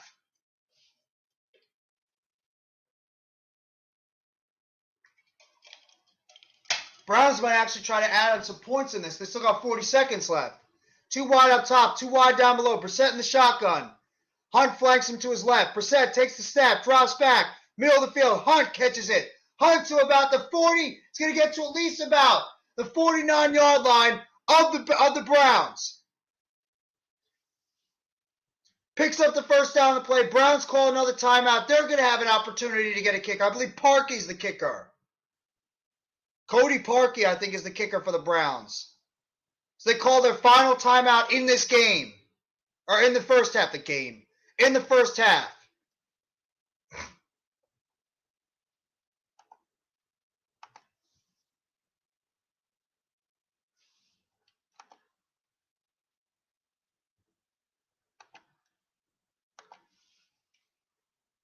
Have to wonder if the Browns are going to be going for, if they're going to go for 3 here, or if they're going to even try to maybe think about getting 7. Jack Conklin, the right tackle for the Browns, limped off to the sidelines. He has his 85th career start today, but he's now limping to the sidelines a little bit, so that's not a good sign for the Browns, who are already missing their right guard, Wyatt Teller, who's out with injury. So Brissett now is in the shotgun. 2 wide up top, 1 wide down below. Brissett takes the snap, drops back. Brissett throws it to the middle field. Caught! David Bell. First down for the Browns. Brissett took a nasty hit on that play. Obviously, he's smart in grabbing his chest, but still making it down to at least about the 36-yard line. Takes the snap, and they down it with 16 seconds left. The Browns are now close to field goal territory. He took a nasty hit on that play. A side tackled him right near the legs, and Hendrickson elbows him right in the chest. You could even say that they should have called a flag on that play. Either on Osai on the outside for tackling low, or even the fact that Hendrickson elbowed him right in the chest. But they didn't call any flag on that play. Jacoby Brissett so far, 11 for 15, 153 yards, and an interception so far in this game. 3 wide up top. Brissett in the shotgun. Hunt flanks him to his left. Brissett in the shotgun. Takes the snap. Drops back. Looking to the outside. Trying to scramble out of the play. Throws it. And it's going to be incomplete. Short-hopped it on that play. And Brissett just goes right down to the ground. York is the kicker for the Browns. 9 seconds left right now on this play. Brissett is looking banged up right now. He's limping a little bit after the hit he's been taking in this game. What's up, Mitch? You know, I'm AK. No, you're not. You're Mitch. No, I'm AK. No, you're Mitch. Yeah, I'm a fan of a team that won 3 in a row. Congratulations. I'm Yeah. happy for you guys. You guys are Brissett winning is last shotgun. time I checked. Drops back, throws to the left side. It's going to be incomplete. Browns look like they're just trying to get themselves at least in better field goal territory, which they are, and they're going to have a chance at kicking a field goal and make this game 11-0. 11-0. Yeah, they scored a touchdown and a 2-point conversion because the Bengals committed a penalty and the Browns decided to go for 2 and they got it. No, the Nets are only up by 4 right now. They were up by 20, over 20 at one point. 55-yard field goal for York right now before we go into the half. Browns trying to look to add to the lead, and they are going to receive the kickoff in the second half. Snap is up, snap is down, and the kick is up, and it is good! Right down the middle. York hits a big 55-yard field goal for the Browns. Jacoby Brissett drives down the field. McPherson missed a 52-yard field goal earlier. York, after Brissett, drives the team down, picks up 3 more points. The Browns will get the ball in the second half, and the Cleveland Browns lead this game. Very important game for them overall. Lead this game 11-0 going into the half. Oh, this is Sports Rap's background. I was like, what the hell is this? Yeah, I like it. I like the So background. do I. It's So a do good I. setup overall. That's why I didn't bother to change it. So I decided what the hell. Smart. I like it, yeah. Yeah, I decided. I like the like and comment, subscribe part at the bottom. Yeah, that really helps out too. And I mean, I want to appreciate. I want to appreciate the people that were in the chat. I had 12 strong at one point, 12 strong consistently for a while. So thank you guys so Oh, much wow. for being in the On chat. your I appreciate channel it, or guys. On my channel, yours? yeah. That's on yours, not on like the Facebook or whatever? I don't know if it was the Facebook. It might have been the Facebook too, but I appreciate everybody that came by the chat. So thank you guys so much. I believe it was the YouTube chat where they were in there watching, but I'm not sure. It's All possible. right, we can figure it out. It's not a big deal. I'll figure it out. Thank you guys so much for coming by the chat today. If you guys haven't already, make sure you hit that like button below. Sub up to the Hardcore Sports Network, as well as sub up to my channel, NYGJeppyT85. Of course, right now, my current co-host, Mr. Mitch Kofsky, he's coming over watching the 76ers game earlier. The 76ers, they won their game. Congratulations to them. I'm not going to talk trash because I have no reason to. They're righting the ship. And in terms of, talk about the trade deadline, too. That's going to be the big topic for the rest of tonight, going into tomorrow. And make sure you guys tune in tomorrow for Philly Sports Talk Podcast, a.k.a. our guy Rob, as well as Next Shift Randy. They're going to be covering the NFL trade deadline on the Hardcore Sports Network, as well as Philly Sports Talks. I think it's just on podcast Roberts. YouTube. I think it's just on Roberts. Robert's going to be called. He's going to be covering the whole entire trade deadline stuff. So if you want to get your fix on the NFL trade deadline chatter until 4 p.m. Make sure you guys go check out his stuff, as there's going to be a lot of rumors that are going to be coming out from tonight going into tomorrow and then some on this NFL trade deadline. We've already had some trades already in the season, including today, where the Chicago Bears ended up trading Roquan Smith over to the Baltimore Ravens in exchange for a second-round pick, a fifth-round pick, and A.J. Klein to the Bears. The Bears are clearly right now trying to clear as much cap space they can. They're trying to get as much cap space and draft capital as they can because they want to go into next offseason with as much cap space as possible to see if they can improve their team. And maybe if they don't think Justin Fields is the guy, they might be quarterback hunting, though I really believe that I think they believe in Justin Fields. So I think that they're going to try to just get this guy some help on the offensive line, at the wide receiver position. They're going to try to restock that team going into the offseason 2023, whether it's free agency, whether it's the trade route, or obviously in the draft. So that's going to be something to monitor going forward. Congrats to Philly Sports Rap, who just surpassed 100. What's up, Coach? What's up, guys? How are you? Hey, how's it Well, going, how man? are you doing today? Yeah, everything's all right. Just was with my grand, basically. You feeling a little bit better today, Coach? Yeah, I was just with my grand. You know, she was by for Halloween and stuff. So, how are Happy you guys? Halloween to you, too. I'm good. Very interesting game so far that we're watching between the Bengals and the Browns. Bengals offense is just struggling right now big time to get anything going. They turned the ball over a couple of times. They had some missed opportunities. Browns had a couple of missed opportunities too, but they were able to capitalize on a drive down the field, touchdown, then a 2-point conversion they got. And then the Bengals missed a 52-yard field goal, and the Browns were able to get a Jacoby Brissett drive all the way down, and then their kicker just kicked a 55-yard field goal to send them to halftime with an 11-0 lead, and the Browns get the ball in the second half. But otherwise, the football stuff to the side, Coach. Are you enjoying your Halloween Monday so far, overall? Yeah, as long as my granddaughter was fine, that's the biggest thing. Everything else is. I didn't wear no costume or nothing like that, so I'm good. You didn't dress up like a head coach today? Nope. You decided to bring out the whistle, bring out the coach's stuff. In case anybody gets a little bit, you want to call a penalty on them for getting too much candy. Get a little bit candy happy on the outside. Too many Kit Kats. Nah, they'd have to throw the flag on me because I'm the one that'll be taking all the candy. Oh, no doubt about it. No doubt about it. Coach, what is your favorite candy, by the way? Like a goatee. If you had to go see your go-to candy, if you're in the mood for some chocolate, what's your go-to candy? It's too many because it'll be a Twix, a Kit Kat, a Milky Way, $1,000 bar, Baby Ruth. So, I mean, it's really Almond Joy. I mean, Hershey's Almond, regular Hershey. I mean, I'm a big fat kid. Come on, man. Hey, you're a big fat. You like sweet. You got a sweet tooth. There's nothing wrong with that. We all got sweet tooths. Yeah, for me, it's M&M's. For me, when I went, I would never forget this. My buddy and his dad, they asked me, "Mitch, you want to come to the movies? We're about to see the new Lincoln movie."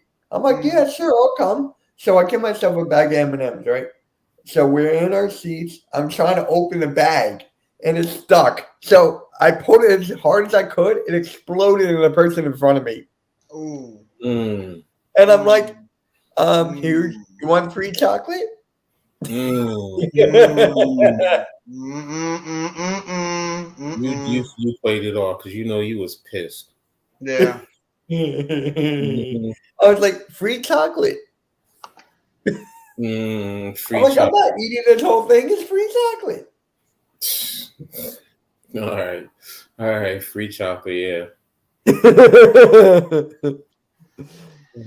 I was in a giving mood. I feel you.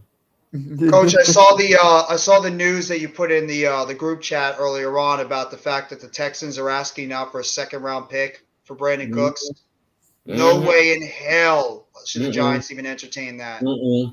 Nope. That's why I said I'll pass. Yeah.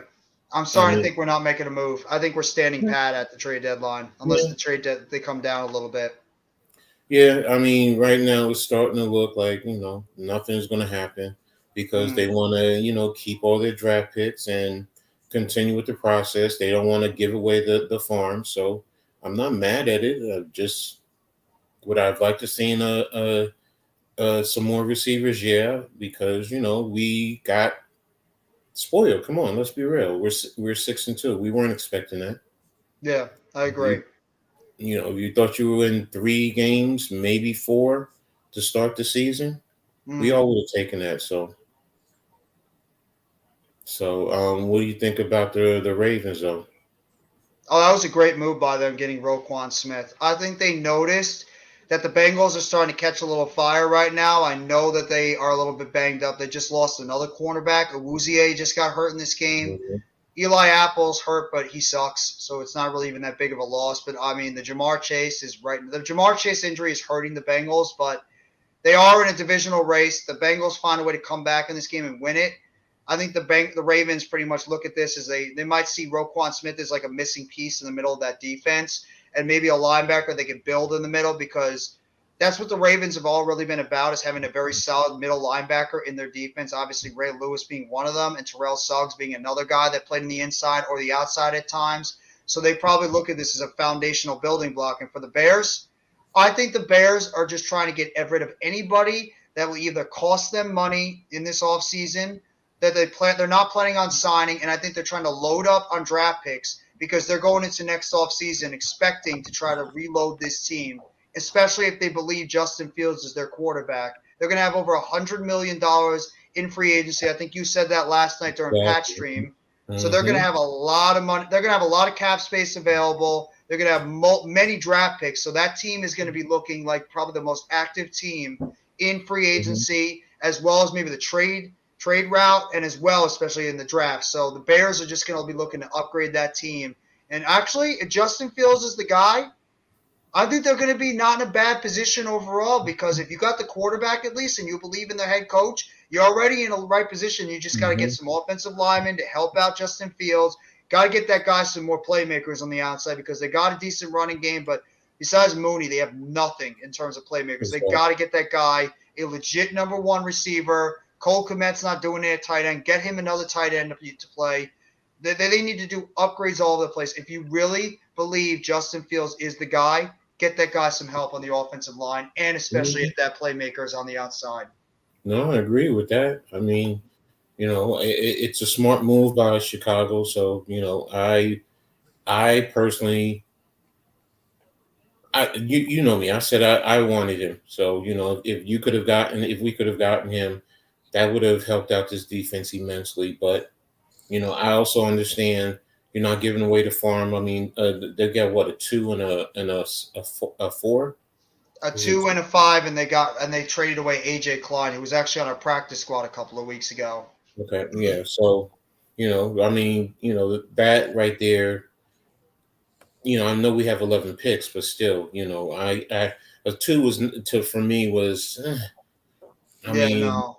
Roquan is that. I mean, is he a difference maker? I mean, I get the Ravens because they're basically there. They're going pushing all their chips in the middle of the table. So, and they're trying to prepare themselves, especially for, the playoffs in the AFC. So, we're let's be real. We're not there as yet. We're not even close right now. We have too many holes to fill. So, he would have been a nice to have if you could have got him 4-4, and maybe even a 3. Okay, I would have said yeah, but a 2, that's really taking away a definite starter off of either side of the ball. So, and you have to think about it too, Coach, as well.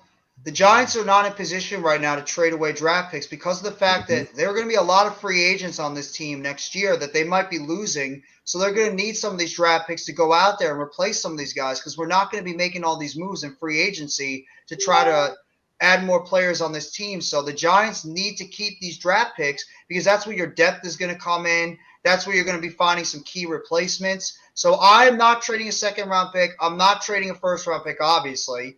And I'm even a little bit reluctant to trade a third-round pick, because I think Joe Shane is in the mindset where He knows this team is still in the middle of a rebuild. He knows we're overachieving right now as a team in a first-year rebuild, but he's not in position right now to get rid of some of these draft picks because he knows he's not going to be able to sign all these players going into the second half or going into the offseason. So why not keep your draft capital and then you can use it to try to restock your team going forward? Well, Lou said it best, in his video today. You keep your draft picks and you build through the draft, and Exactly. You do whatever you do this year with all the picks you have, and then the next year, you're building depth behind whatever you get this year, and then you'll be in a better position within the 2 years. So, and especially if you bring back DJ and Saquon. So yeah, that's the key thing about it the entire time too. And then you have extensions that are going to be coming for certain players like a Dexter Lawrence. You have an Andrew Thomas. You have a Xavier McKinney. They're going to be in line for extensions in the next year or two. So you got to have some money available for them as well, because if Wink Martindale is here, Dexter Lawrence is not going anywhere. Obviously, you cannot. Andrew Thomas, to me, besides DJ, is probably the most important player on this team. I would even say Thomas is more important than Saquon. I love Saquon, but a left tackle, a franchise left tackle is something that you have to keep on your team. It's vital to the success of your franchise. So you have to make sure you have enough money for Thomas if he keeps playing the way he is and if he stays healthy. Like you said, Saquon's going to need his money if you plan on keeping him. And, I mean, if Good you block by Joe Harris. Good block. Oh, you're watching the Nets game? Yeah, they're up by 7 right now. Okay. Airball. Kyrie airball. Bengals are about to kick the ball off right now, leading the game 11-0. Browns are going to get the kick right now. Kick is off, and it's going to be kicked out of bounds, and the Browns will take the ball at the 20-yard line. Bengals defense, first time since 1934 against the Lions, they have not allowed a second-half TD through the first 7 games. So Bengals defense has been stepping up in the second half. That's pretty remarkable. Oh, foul Halliburton to the line. Let's see what's going to happen in this. Browns offense has been a little bit up and down, but the Bengals have made it a little bit easier for them with a couple of turnovers and missed kicks. 2 wide receivers up top, 1 wide receiver down below as we begin the second half. Chubb in the backfield. Brissett in the huddle. Takes the snap. Drops back. Hands it off. Chubb. Chubb bouncing to the outside. Chubb trying to find an open lead. He's going to get to about the 31-yard line on that play. He's going to pick up at least 7 yards on that. It's going to be second down and 3. Nice bounce to the outside by Nick Chubb. Second down and 4. That's Nick Chubb, just like Saquon Barkley. He's got that ability to bounce to the outside as well. He does the one thing that Barkley doesn't do enough, and that's try to go up the middle. He's not afraid to just pound the ball up the middle. Pause. I heard that. Hands it off to Chubb. Chubb chugging his way all the way up, and he's going to get to at least about, looks like the 35-yard line, or he might be a little bit short on the play, and they're going to give him the first down and 10. Man. A 3-pointer for Buddy Hield. Nets up by 5. No, wait, 4. They're up by 4.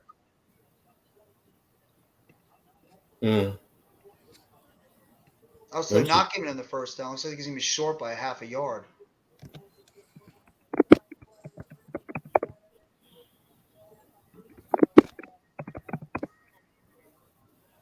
So they're short, 3rd and 1. Okay. I'd run the ball to the left side behind Wills and Antonio. Oh. Okay. Brissett takes the snap, and looks like he's going to be stopped at the line. Are they going to give him the first down? Well, now he goes over the first down marker. It was stopped originally, but then he pushed him over the first down marker. First down, Cleveland Browns. Jacoby Brissett using that strength and power along with his offensive line to head over the middle of that field. He tries to actually sneak his way to the right side behind Jack Conklin. That's actually a nice job. Ben Simmons is not playing. They hand the ball off on the outside to Chubb, but he's stopped right there near the line of scrimmage. And it's gonna be right at the line of scrimmage for no gain. It's gonna be second down and 10 for the Browns offense. You said Simmons is not playing? No, he's got knee soreness. Mm. Immediately. Wait, Well, I mean, if what's he's this really shit hurt, got? I'm not gonna. I mean, if he's really hurt, I'm not gonna get too crazy about it. But I mean, I don't know because with the Sixers, he faked injury a couple times. Brissett takes the snap, throws to the outside. Chubb catches it. Chubb trying to bounce to the outside. He's tackled. Tackled on the play there. Picks up at least about 3 or 4 yards on the play. It's gonna be 3rd down and 6 for the Browns offense.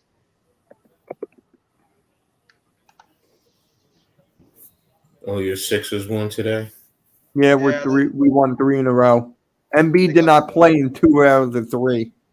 What's wrong with him? The first time it was his knee, I guess from falling on the ground so many times. The third one tonight is because he was sick. Brissett throws the ball down the field, and it's going to be caught. Donovan Peoples-Jones gets down to about the 34.5-yard line. 1st down, Browns. There's a little bit of chippiness going on between Peoples-Jones and Jesse Bates. But that's the big play they needed there for the Browns offense. And Browns are now in Bengals territory. 1st down. Sorry, go ahead. No, you're good. He actually fell on the play. Could have picked up more yards if he didn't trip over his own feet. Browns are going to have the ball at the 34-yard line. 1 wide up top, 2 wide down below. Hunt in the backfield. Brissett in the huddle. Browns takes the snap, hands it off. Hunt trying to bounce in the middle of the field. He's going to get tackled for about a half-yard gain, so about the 33.5-yard line. It's going to be 2nd down and 9. Trying to bounce off to the outside, and he can't get any motion there. Wait a minute. Why you're not doing any Monday night wrestling? No, I usually do with Earl, but Earl is he's away. He's going to be out with his family. I believe it's his mother's birthday, so he's going to be doing some trick or treating stuff too. So he's out right now. So we're going to be going back and doing it tomorrow, or not tomorrow, next week. Next week. Yeah. And actually, on the network, Jeff, Robert and Tyler are doing a SmackDown watch party on Friday. If you want to join that.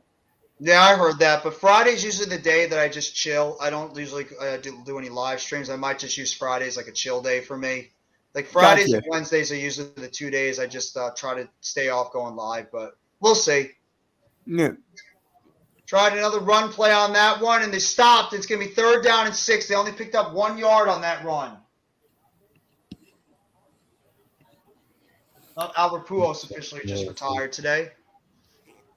Oh, really? Yep. What a career, Hall of Famer? Yep. Oh, my God, yeah. He had over 700 home runs. He's absolutely a first ballot Hall of Famer. Good call. Right. Definitely good call. Nice call there. Chubb bounces to the outside. It's going to get to about the 9-yard line.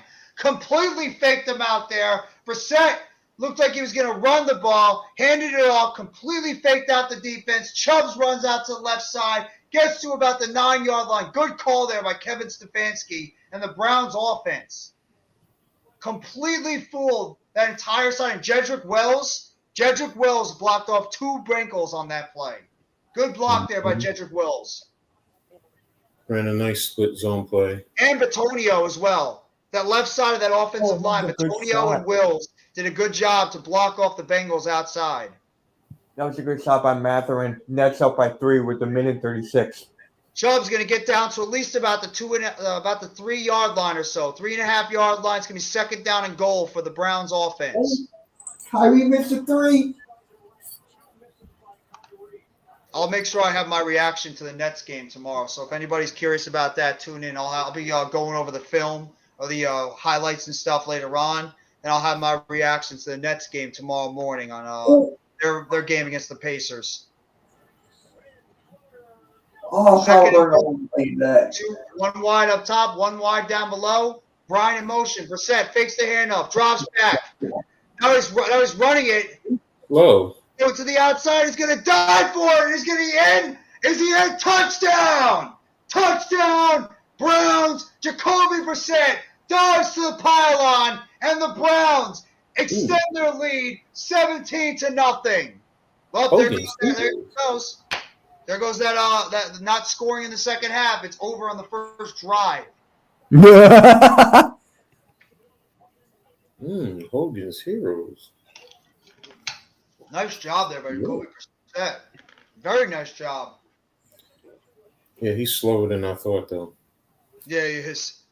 He was going slow motion on that play, but he just had enough juice to try to get it over that line. Man, all I can say is right now, Extra points up is good. Houston is in a good spot after the season.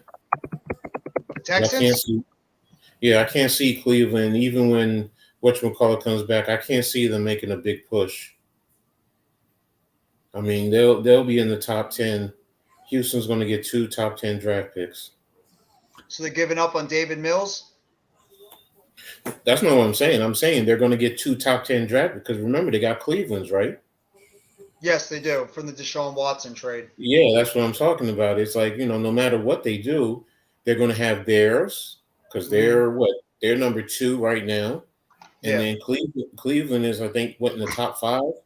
I mean, even with Watson coming back, even with Watson coming back, even with Watson coming back, I can't see them making that big of a push. They're not going to make the playoffs, so. I mean, they might think they can. I mean, if they win this game, they'll be 3-5, but they're still at least about 3 or 4 games behind the divisional lead. I mean, the Ravens have a good handle right now on the lead. Oh, thank God, the Nets won. The Nets just won. Yep. Yeah, thank God. That was a good game. Thank God. They should not struggle this much against the Pacers. I'm sorry. Nets should not be struggling this much against the Pacers. They should be beating them handily. But is the league I'll take the win. Is the league going to suspend Kyrie? I don't know. I really don't know after that thing that he did. I really have no idea, Coach. I mean, the owner reprimanded him after what happened, and the GM frowned on him. I don't know if they're going to take any action against him, but this is the kind of stuff that drives me nuts. I know it's like everybody's allowed to have their own beliefs, and I have no problem with that, but it's a distraction that this team does not need, especially with all the BS that this team had to do with in the offseason. Not being funny, somebody in the KKK has a right to their beliefs. Doesn't mean it's right, and that's my point. It's I know that. I understand about that. You're right. But that whatever he's supporting, it's like come on, man. And it's a distraction for your basketball team too. Do you really need this kind of stuff? Nope. I mean, why would you do something like this? Exactly. And by the way, hold on. I'll let you guys finish, then I'll go. No, go ahead. Go ahead. Oh, 500 DM'd me. He can't go live, and he can't actually appear on other channels live. So for what, 3 months? No, a week. Oh, that's it? Oh, that's not too bad. He'll be back at it by this weekend. Yeah. Because I was going to have him on with Cool Cat and Desert Eagle 90 for them to headlines. That would have been great. I'll just postpone it until the next week. Ball goes into the end zone. The Bengals are going to take the ball at about the 20-yard line. I mean, Brissett's playing pretty well. But obviously, 13 for 18, 182 yards with 2 rush touchdowns. Or 2 rushes, 9 yards and a touchdown. But all right. I'm going to pop in the rods. I'll be back. Okay. Obviously, when Watson comes back, he's going to be the quarterback. Burrow hands it off. Mixon up the middle. He's going to get to about the 29-yard line. Before he stopped there, it's going to be a gain of about 3 yards. It's going to be 2nd down and 7. That's another thing that's an absolute mess. The whole Deshaun Watson situation. Mm-hmm. I mean, geez, it's just that's a tricky situation because even when he gets back on the football field, there's going to be people that are going to start talking. Well, of course, there's always going to be somebody complaining, no matter what. There's going to be women boycotting, games that he plays in, whether it's home or away. Mm-hmm. So, I mean, it's a very tricky and dicey situation. Mm-hmm. And you have to wonder how Cleveland's going to be able to operate with all that distraction that's going to be happening around their football team, especially if they could manage to find a way to get back, right the ship a little bit. Bad drop by Mixon. Mm-hmm. Bad drop. You got to help out your quarterback, especially with the fact you're not getting a whole lot from the outside. Your running back's got to help you out. What Saquon did this past game, he dropped a big pass too, and Mixon just does the same thing. But they're going to go spread. They're going to go 3 wide up top, 1 wide down below. P-Rod in the backfield. Burrow drops back, and he's going to get sacked on the play. Sacked on the play. Jones with the tackle up the middle. That's Deion Jones, the former Atlanta Falcon with the tackle, and it's going to the Bengals are going to have to punt. Just blitz right up the bounce to the outside, right past the left tackle, right by the left tackle. Jonah Williams has had a bad game. Jonah Williams has been getting beaten a ton at left tackle for them. I mean, if we were doing a film study right now after this game, Coach, Jonah Williams would be the guy that has just had a horrendous game. This guy can't block anybody. He's getting beat all the time on the outside. A rookie beat him a little bit earlier, Thomas. I mean, Myles Garrett had an absolutely destructive spin move on him that literally fooled him out of his feet, and he got a sack on one of the plays. And then that's another one where he wasn't able to pick up the stunt on the outside. And, of course, I had to say the tight ends didn't do their job either, trying to pick it up.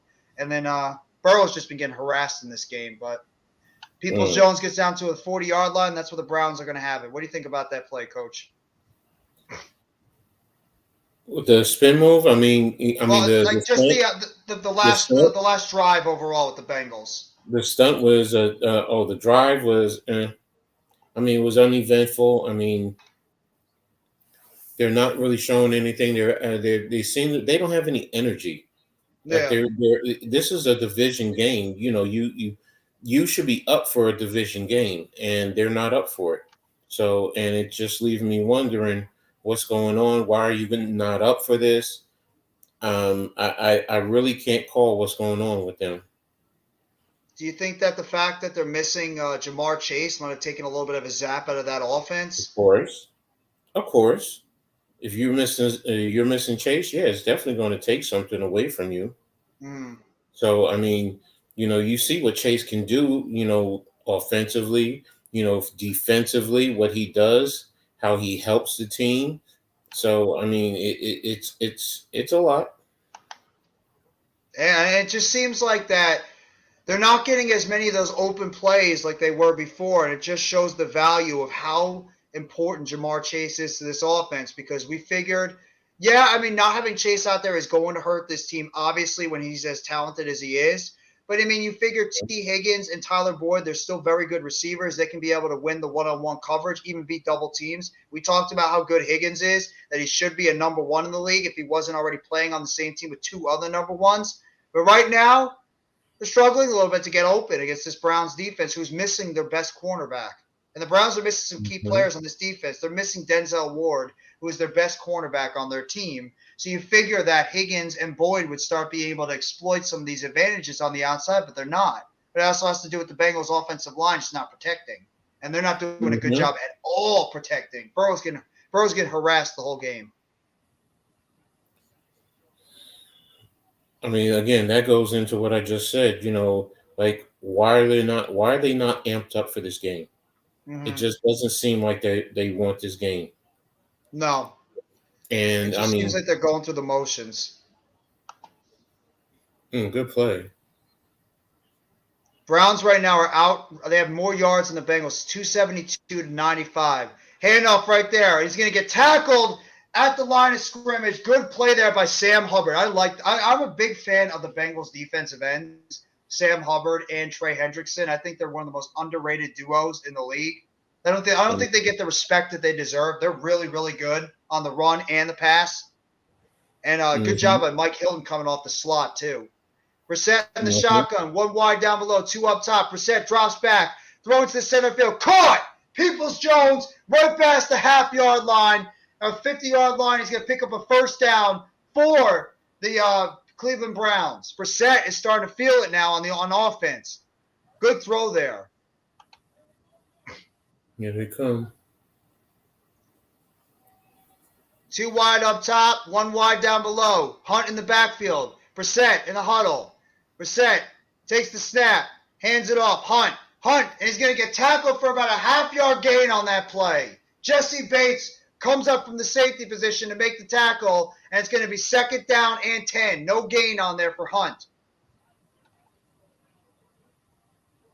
Chubb right now sitting on the sidelines. They're going with Kareem Hunt. You have to wonder with the trade deadline coming tomorrow if this might be a showcase a little bit for Kareem Hunt. No, you can't. If you're going to trade him, you're not taking a chance, because if I'm a team, I'm not taking. I don't want him out there if I'm looking at him. This tells me he's not getting traded.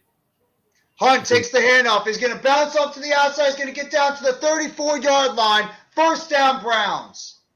That's true. You make a good point there. That's true. But at the same time, he might be playing, but maybe if he has a good game and he stays healthy, it boosts his value a little bit. And half a day, I mean, yeah, it's possible. It's possible. You're right. It is possible. The team can get desperate enough. That's a big risk. Oh, I agree. It is definitely a risk. But if he plays, stays healthy, and has a relatively good game, a team that might be desperate enough might make a trade. Nice tackle there. Nice tackle by Mike Hilton on the outside. Beautiful tackle. Welcome back, Randy. Oh, stupid internet, man. Is it raining up by you? Sorry? Is it raining up by you? Is that why your internet is like going in and out? No, crazy wind. Lots of wind. Oh, okay. Well, thank you. Welcome back to the stream with myself and Mr. Coach. Hey, good. Hey, what's up, man? Touchdown. Oh. Brissett in the huddle. 2 wide down below. 1 wide up top. Brissett drops back. Blocking on the outside. Brissett tosses in the middle. Cooper with the catch. Cooper's going to get knocked out at about the 6-yard line. Amari Cooper with a big catch and run. And it gets down to the 6-yard line. The Browns offense is opening it up now on the outside. Peoples-Jones with a couple of big catches. And then Amari Cooper beats the corner on the outside to pick up a big gain. Woozier is out for the remainder of the game, so that hurts the Bengals big time. Yeah, he got banged up on one of those plays. Looked like he knocked knees with the offensive player. 2 wide down below, 1 wide up top, tight end in motion. Brissett in the shotgun, takes the snap, tosses it. Hunt to the left side, blocking on the outside. He's going to get tackled at about the 5-yard line for about a 2-yard gain. It's going to be 2nd down and goal for the Browns offense. Flowers with the tackle. Trey Flowers is right now taking over on the outside for Awuzie, who, like Randy said before, is out of the game right now due to a knee injury. The way they're coming, I would hit him with a screen. I would definitely hit him with a screen. Oh, no, especially Kareem Hunt. He's rolling. Oh. 1 wide up top, 1 wide down below. Bell in motion, goes to the slot on the outside. Brissett drops back, looks to the outside, throws it to the outside. It's touchdown. Though did he bobble it? No, touchdown, Amari Cooper. Cooper beats the outside corner, and the Browns score back-to-back touchdowns on a 4-yard reception by Amari Cooper. I love that step. I love that step. Nice move. Oh, got him in. Cooper is a terrific route runner. I mean, Cooper gets banged up a lot, but this dude is an elite. I'm not even afraid to say he's an elite route runner. Mm-hmm. Yeah, he can run free. He can run the route tree.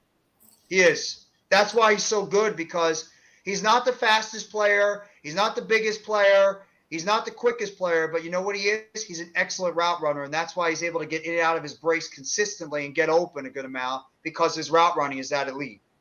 That's what you need as a wide receiver. You need to be a good route runner. It doesn't matter how fast you are. You need to have that quickness. If you have quickness in and out of your routes to create that separation, that's how you become a really good wide receiver. You need to be able to learn how to be an efficient route runner. That's how you stay in the league. So your footwork. That's it. Simple movement, simple steps gets a defensive back twisted and bailing the wrong way sometimes, and it opens up and it sets up your route a lot easier. So, absolutely, especially strong hits. If you have strong hits and you can make him think you're going inside, you cut back out. Oh man, he's gonna look like an idiot. And he did. He absolutely fooled Trey Flowers on that outside route, where he looked like he was going to go to the inside, and then he just broke out to the outside, and Flowers was already beat on that play. The best thing he could have done is try to hold him and at least, send them to the goal line because he was beat on that route. That's just a great job by Amari Cooper to create that separation. So that's what the Browns need is a guy like Cooper on the outside that can be able to do that. So good play. And the Bengals, God, they got to wake up. Bengals have got to wake up. They are just looking absolutely lethargic. They're looking like they're sleepwalking on this court. They look horrendous right now. They don't even look like they belong on the football court right now, on the football field. They're getting absolutely just outbeat in every aspect of this game. We were talking about moves earlier. Looks like they might need to make a couple. Yeah, especially if they're short-handed right now at the cornerback position. But Yeah. Is any team going to be willing to trade a cornerback, though? Yeah, Cornerbacks are one of the most important positions in football, especially with a passing lead. You need as many good cornerbacks as possible. So I don't know if there's going to be any that are going to be available at the trade deadline, but not any top receivers. Corners. Yeah. But Coach, I was talking about with Randy a little bit earlier. Do you think this is going to be a very active trade deadline tomorrow? Or do you think it's just going to be a lot of talk and not a lot of action? It's not going to be a lot of action. I really can't. I really don't anticipate a lot. You'll have a team here or there. Is the move today going to be the biggest move? That's what I'm wondering right now. But you may get a smattering of low end guys to fill the back end of a roster. Things like that. But yeah, it might just get guys just for special teams and stuff like that, right? Yeah. Special teams, or depth pieces, to help fill out a roster, and to teams that are like, okay, we want to make that good push. This guy will help us, especially in special teams, or give us some depth on the back end to help, give guys a break from time to time, that type of that type of stuff. But the big moves. Ooh. That O-line is horrendous. I'm sorry. It is. It's not good. Burrow drops back, and he's going to get sacked. Or he's going to break the pocket. He throws the ball. It's going to bounce in the middle of the field. I don't know why Burrow threw that. I know he's trying to make a play, but he's throwing it right into the middle of the defense. Togai. I apologize if I blow his name. Togai makes the play on that one. Knocks it down. It's actually his second play he's made in this game. That's pretty good. Togia, thank you.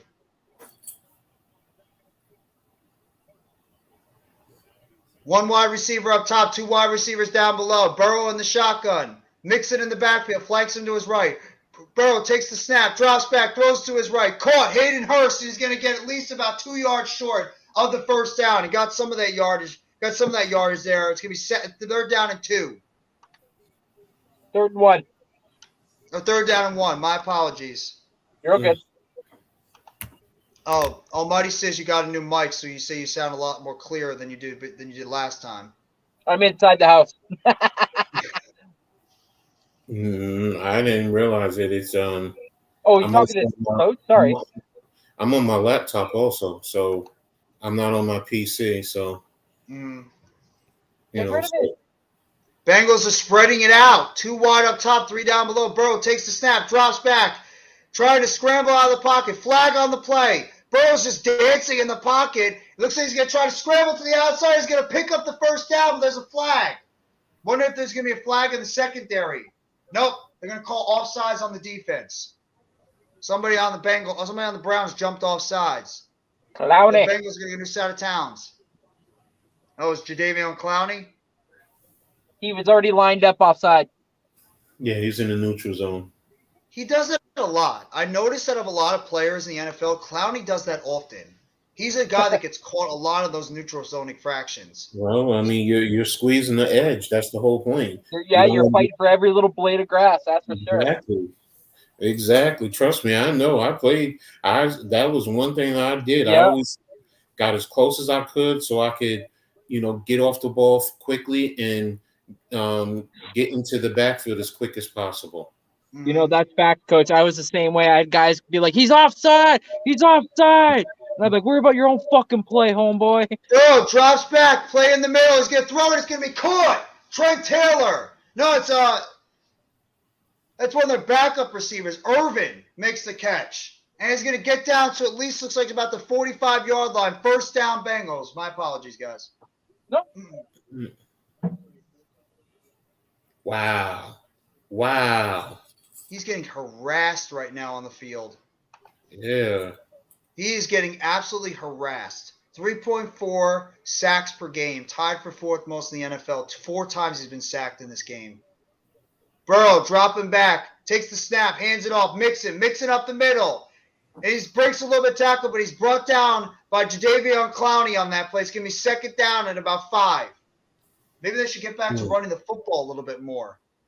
Get back to running the football a little bit more. It's going to help out the team instead of trying to throw it too much when your offensive line clearly just can't hold up. Go back to your bread and butter. Try to get Mixon going and let them open things up on the outside for Higgins and for Boyd.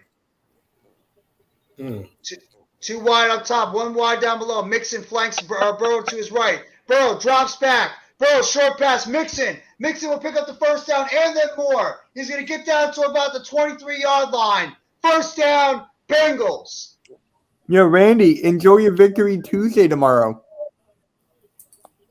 Jesus Christ, I didn't even know you were in here. You scared me. I just popped back in. I was in with Rob for a little bit, and then I just popped back in. Mitch just does that. He pops in like when you don't even expect it. I was watching the TV, and then all of a sudden I just hear Mitch's voice. I was like looking around in the basement. I'm like, Mitch? Bro, drops back, throws it to the outside. It's tipped at the line of scrimmage. Another tip ball. Yo, all of us get to enjoy Victory Tuesday. Brooklyn Nets won. Sixers won. Raptors won. I'm not celebrating. I'm not celebrating a win against the Pacers. We shut down Ice Trey. Dude, Blake is so upset right now. I know he's DMing me. He's very upset. Yeah, I want to do a Sixers and a Hawks game with him. He's like, dude, I don't know. I'm like, dude, it'll be entertaining. And then he goes, oh, for you.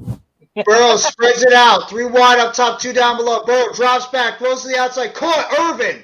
Irvin's going to get short by at least about, it looks like a half a yard. And it's going to be the end of the third quarter with the Browns leading this game 25-0. And the Bengals will have a 3rd and 1 at around the 20-yard line. Interesting there. You got the bone. Bengals offense has got to wake the hell up in the second quarter if they want to have any chance of get back in this game. Any chance to get back in this game, this offense has got to wake the hell up. So much the offense, but that defense needs to wake the hell up too. You know, like. Oh my God, yeah. Good point. Their defense is just getting run up and down on that field right now, and you have to wonder, Randy, coaching Mitch, if those cornerback injuries they're suffering right now are hurting them. They're like that's really impacting the game right now because they're also not getting any. I mean, the Browns have been getting there has been a consistent pass rush by the Bengals, but Brissett's doing a good job bouncing to the outside as well as going up the middle and trying to create some throws for his players. And plus, Chubb and Hunt are making plays in the running game, so the Bengals have to try to put some more people down low to try to stop the running game. And Brissett's able to throw the ball to the outside to his guys like Cooper and Donovan Peoples-Jones and David Bell. Wait, Zach Taylor got roasted on Twitter? The coach for the Bengals? Yeah, I think he's getting roasted on Twitter right now. I wouldn't be surprised. His coaching decisions tonight have been very, very questionable at times. Very, very questionable. Well, what Boyd only has 2 catches this game? I think so, and I think Higgins might have 1 catch, and that's it. They have not had a lot of catches in this game. Their wide receivers have been primarily shut down, and the crazy part is the Browns don't even have Denzel Ward. They're getting shut down now by Greg Newsome and Greedy Williams on the outside. Denzel Ward's not playing because he's hurt, and the Browns have a ton of injuries in this game, including Noah JOK. He's out too. And their entire right side of the line is banged up. So, Randy, who are you playing in fantasy basketball? I don't know. I haven't checked yet. This week just ended, or the week just ended. It's me. Oh fuck! I've lost back-to-back weeks. I'm doing well in basketball. Basketball's my best. My goal is to go undefeated throughout the whole year. Well, I must put an end to it this week. Luck with that. I change my roster every single day. I will do the same. That's an interesting All right, costume. save that energy for tomorrow.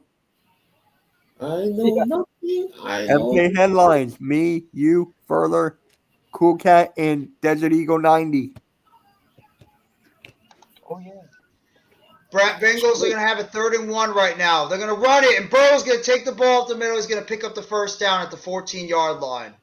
They got to hurry up. They got to kind of go fast here. They only got 1 quarter. Like, come on. Yeah, they got to play a little bit more of a hurry-up offense. They got to get points on the board, and that defense has got to wake the hell up. There you go. Higgins targeted 5, caught 2. He's got 8 yards. Yeah.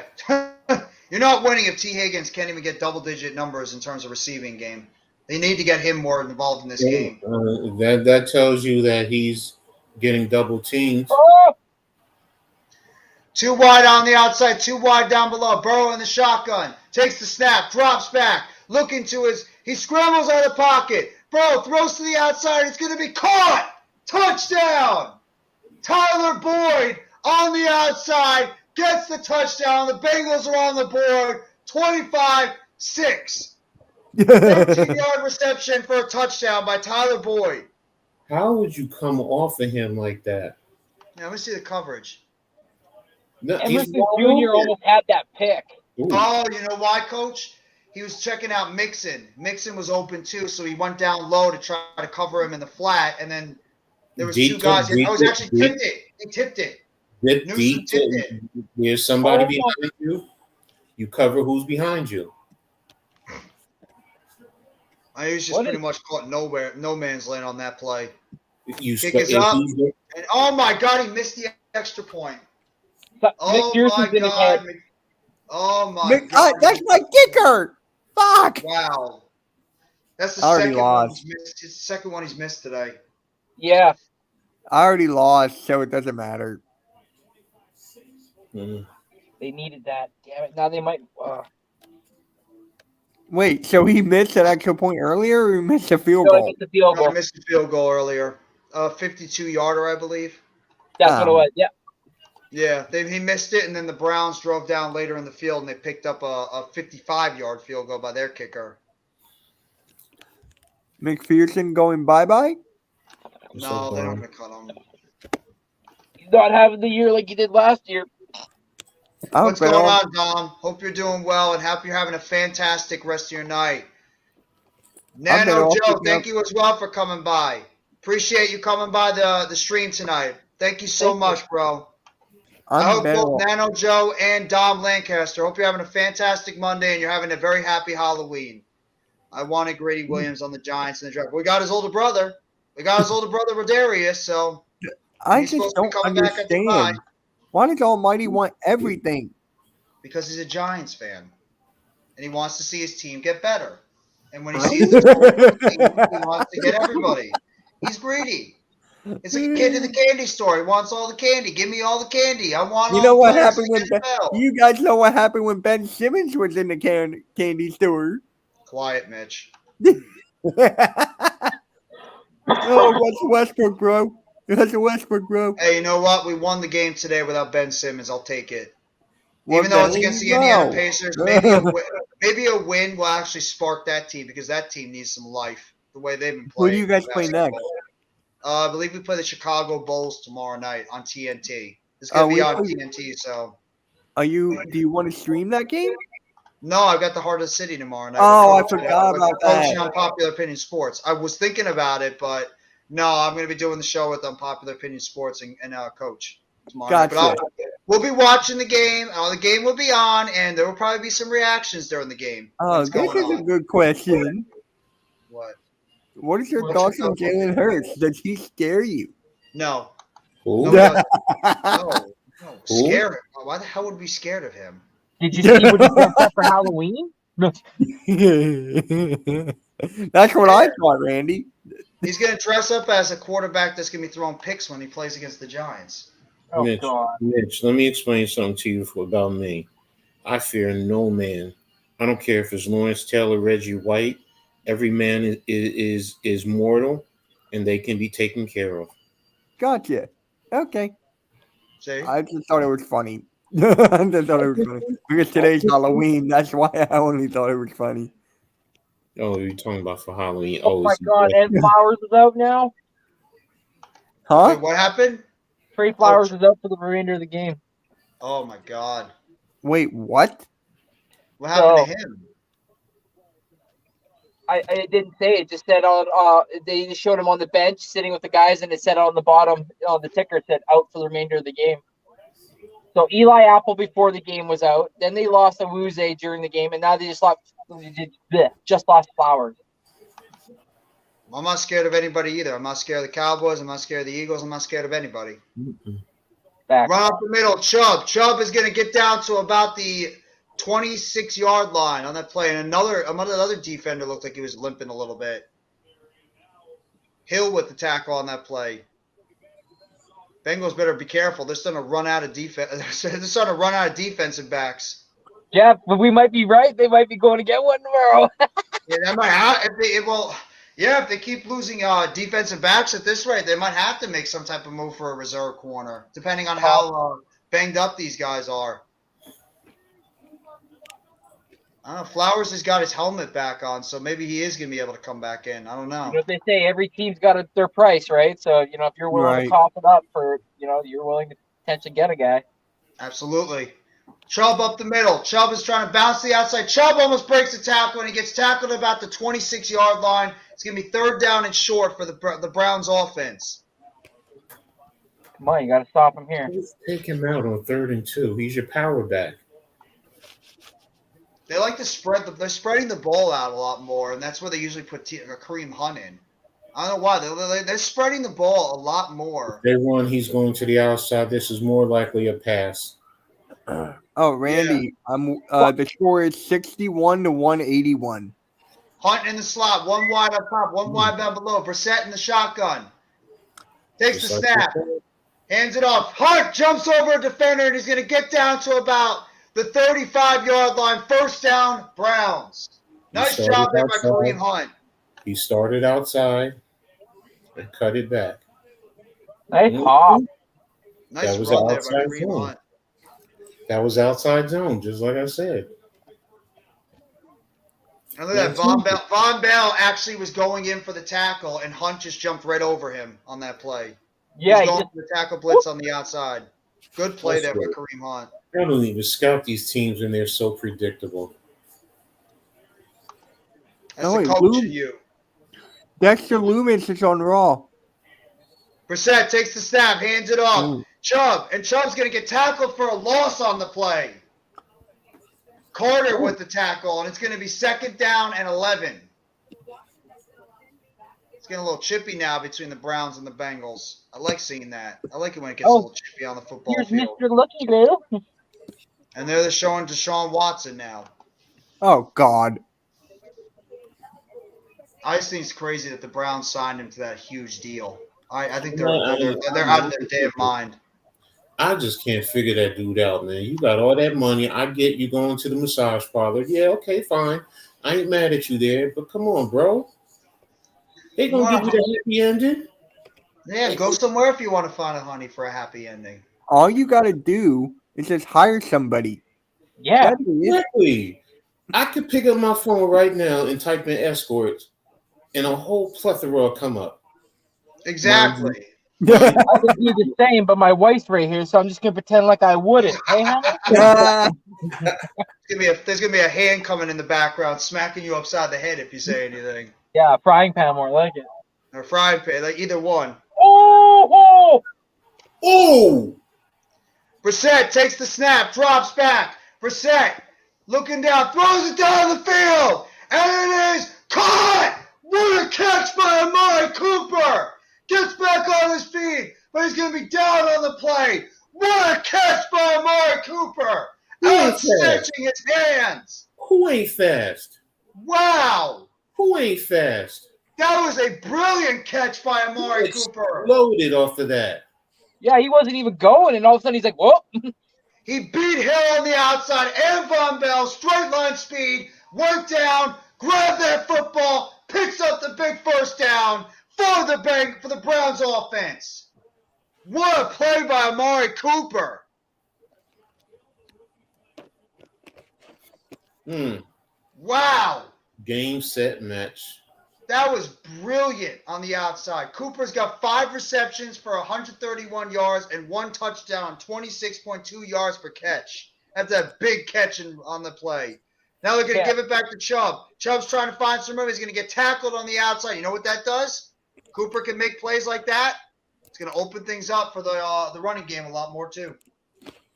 Cooper can make plays like that consistently on the outside. It'll open up plays for the running game a lot more. You're going to see Chubb and Hunt play even better. That was brilliant. It's like you turned on the afterburners on that play. Absolutely. Exactly. You know why, too? Von Bell was there in position to make the coverage, but he slowed up a little bit. He slowed up a little bit, and Cooper just kept going. And that's where he beat him on the outside. I just saw it. Brissett in the huddle, 2 wide up top. Chubb in the backfield. Hands it off. Chubb up the middle. Chubb breaks the tackle and goes inside. Touchdown, Browns. Nick Chubb breaks a tackle on the inside, scores a touchdown, and the Browns are up 31-6 with an extra point coming. I'm going against this guy in fantasy and another league I'm in, and he has Chubb and Cooper, and I was whooping his butt. Well, I hate to look and see that score now because he's got Just because you go tight formation doesn't mean you can't go trap. Basic, simple. That's why you don't go tight, you go bare. Look at Cade York can actually kick. York for the extra point. 8 plays, 83 yards in about 3 minutes on that play. The kick is up and it's good. And the Browns go up 32-8. Or 32-6 on the game. Bengals are getting their asses whooped in this football game tonight. Man, I love Chubb. Chubb is so good. If it wasn't for a guy named Saquon Barkley, Nick Chubb would easily be right now, I think, the best running back in football. You could toss it up between Derrick Henry, between Nick Chubb, and between Saquon Barkley. They're probably the best 3 running backs, and maybe Jonathan Taylor too. But he's been a little bit tailing off so far this year. I think it has a lot to do with that offensive line and the poor quarterback play. That's hurting Taylor a little bit. Plus, he's a little banged up. But I'd probably say Chubb, Barkley, and Henry are the best 3 running backs in football. What do you guys think? I agree.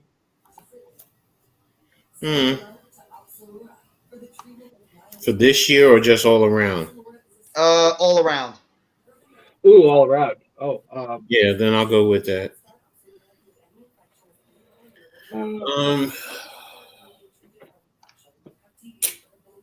You got him. Henry has to be included in that. Oh, I put Henry in there. I put him in top 3. Henry was 3rd. Yeah. Oh, Henry's been unbelievable. Henry. I thought you said whatchamacallit from the Colts. No, Taylor. I put Jonathan He Taylor. said he would be there. 4th. Yeah, I put him as 4th right now. I think that Chubb, Barkley, and Henry have been the 3 best running backs in football. No, it's okay. You know who might be going up there soon? I'm actually not even I'm going to say it. Tony Pollard's look pretty good too. Yeah, Zeke hurts him though. Yeah. That's true. And they can't get out of that contract too, so Pollard's not going to get the true opportunity to be the bell cow back on that team because of the fact that Zeke is still there. I mean, could they even get out of that contract if they wanted to this offseason or no? You'd have to look at it and see. I mean, let me see. Weren't the pundits saying like it's one of those ones where you're kind of screwed either way? I'm gonna see. Hold on. That contract really screwed that Cowboys team as well as the Dak contract.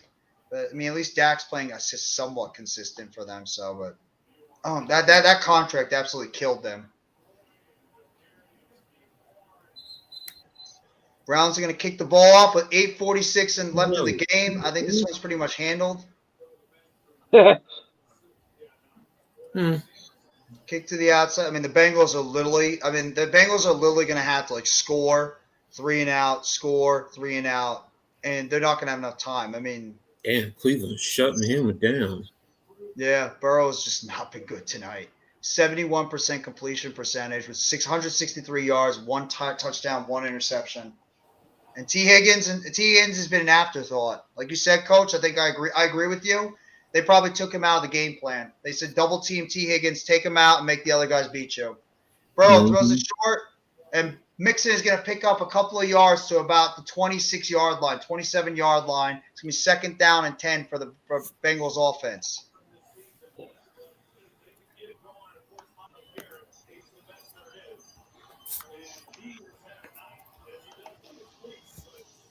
Well, I got to play 2K tonight now that my Raptors won.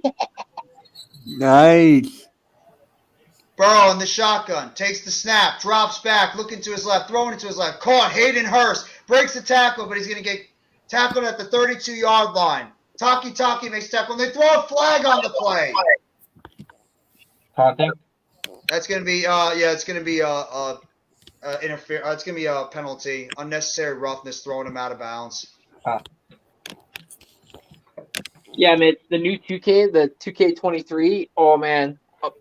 The best one they've done ever. Like, it, oh. Okay, it's not better than 2K11. Man, it's so No. smooth.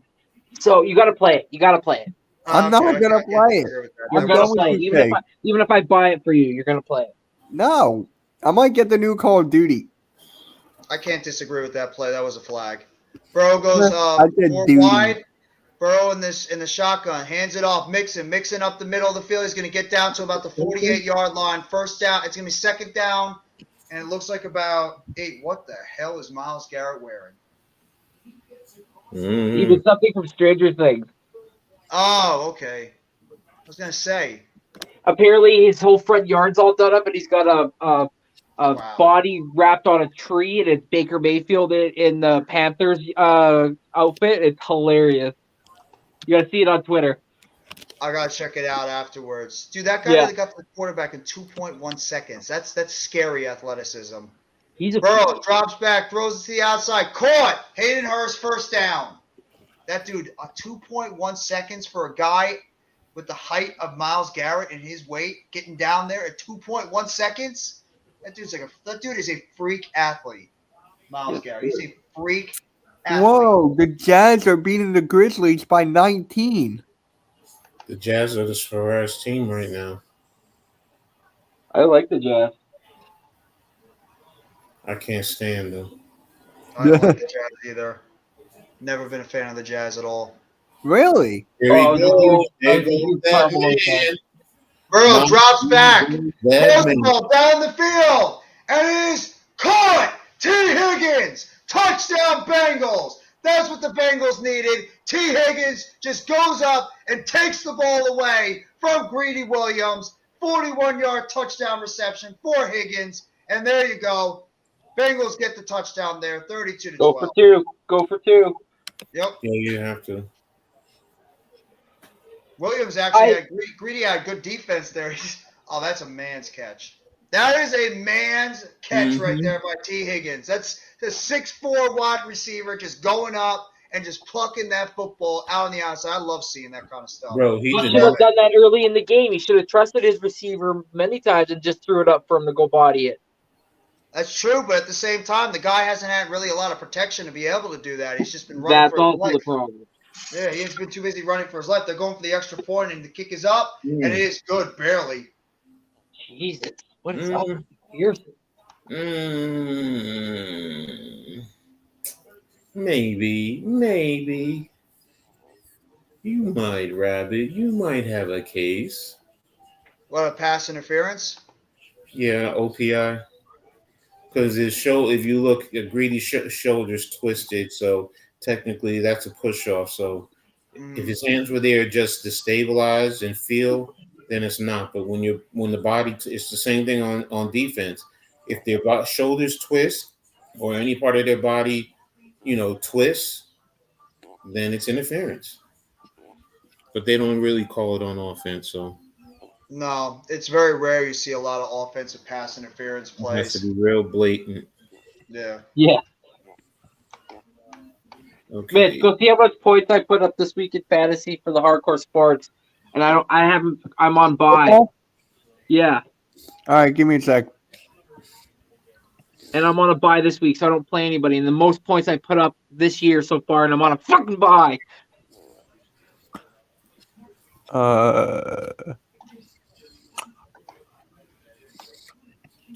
this is really pissing me off.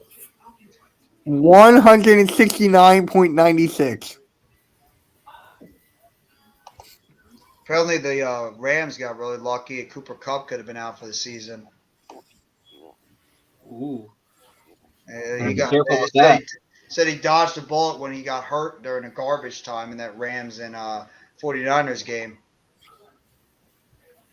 Well, look what the Eagles did when we were up on the Steelers. We just said, screw it. We put in all the bench players. We didn't want to have no injuries. Probably that Jordan Davis injury gave a little bit of a wake-up call to you guys when he went down. Yes, sir. Yeah. They probably at that point said, get our starters out, especially the fact you guys were blowing them out most of that game. Get them out and play your reserves. No reason to take a chance that some of your starters get hurt. Yeah. Uncle Rico played. That makes sense. Put him in there. Uncle Rico. And we lost Digger the kicker. What happened to him? We just released him. Oh, okay. You guys got Jake Elliott, so you don't really need him. But Digger the kicker was perfect from the field. Jake Elliott has one miss. Yeah, but Jake Elliott's a better kicker, though. That name, Dicker the Kicker, it just, NFC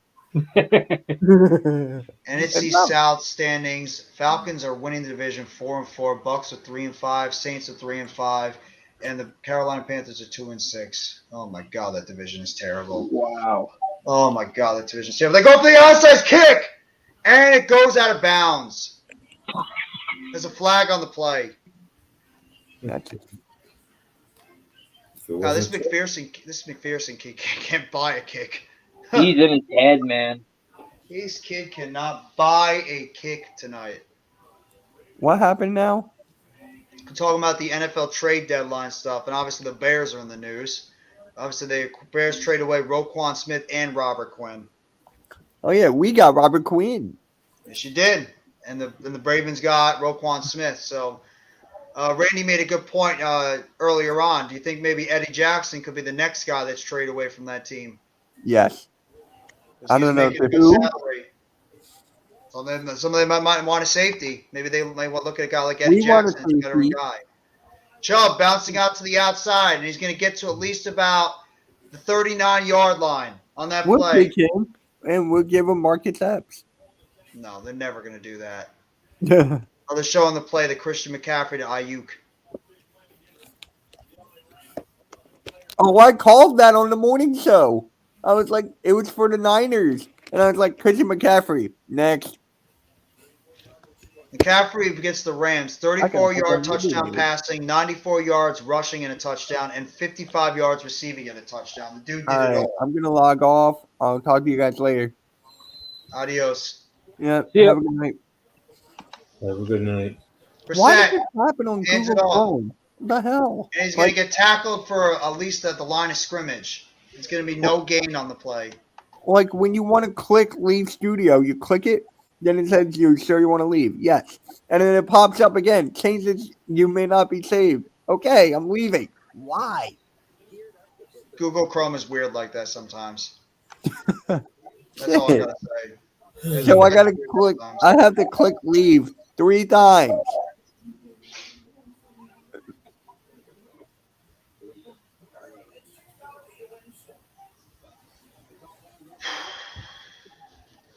Dallas Cowboys.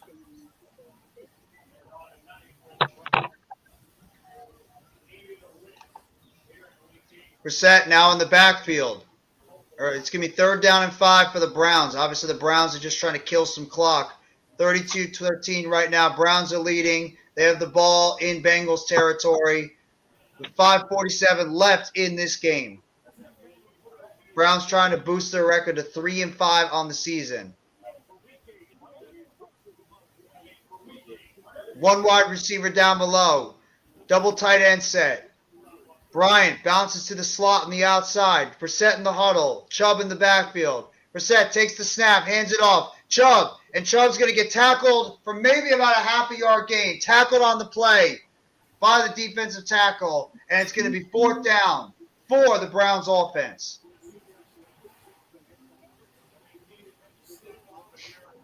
You're really aggravating me. I swear you are. That play was beautiful.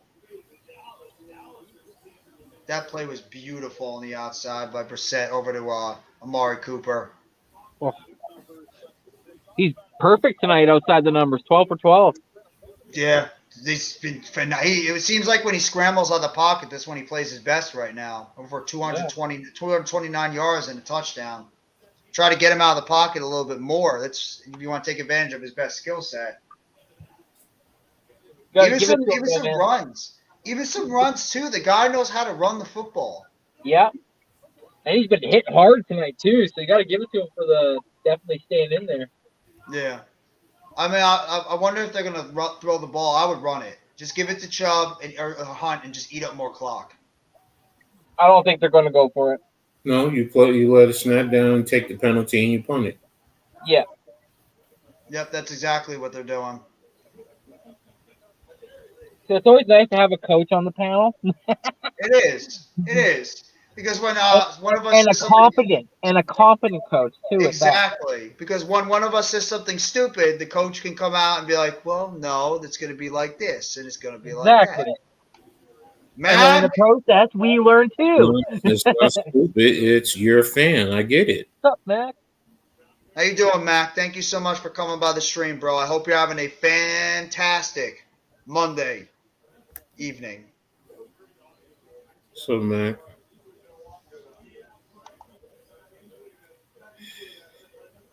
Okay. I'll tell you what, I didn't foresee this score. No. The Bengals look like, you know what it looks like? The Bengals look like the Browns, and the Browns look like the Bengals. They look like they switched roles. They're Dr. Jekyll, Mr. Hyde, the Bengals this year, man. They really are. They are literally a doctor. That's actually a perfect way of saying it in a Halloween spirit. This Bengals team is so...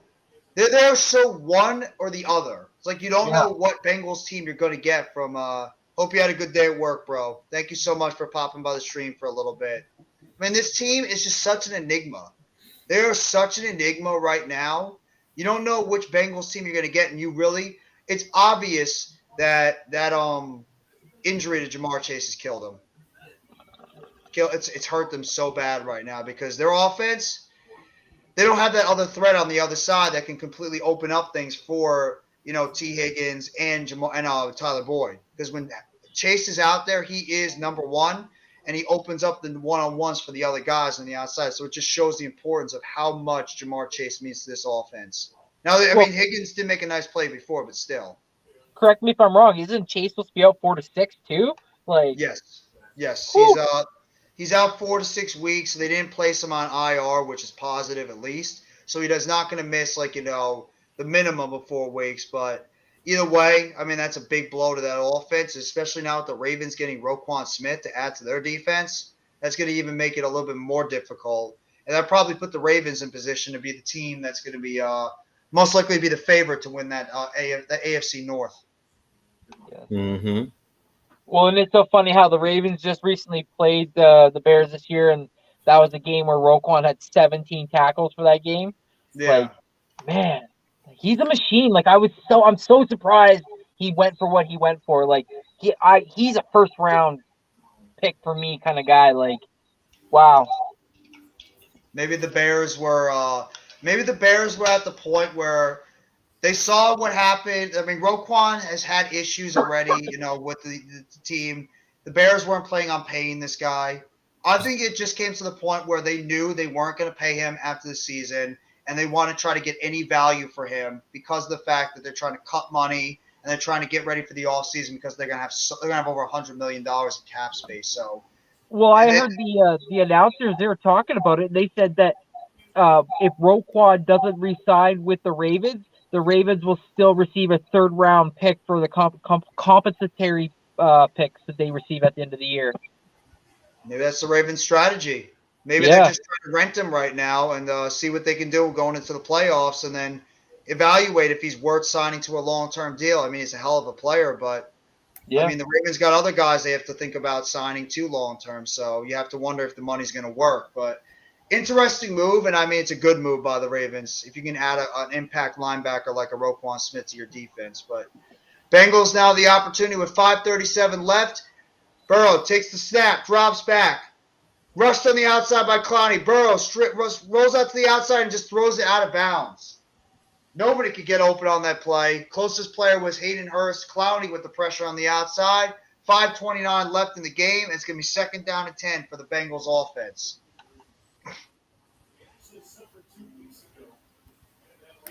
Ooh. This offensive line sucks.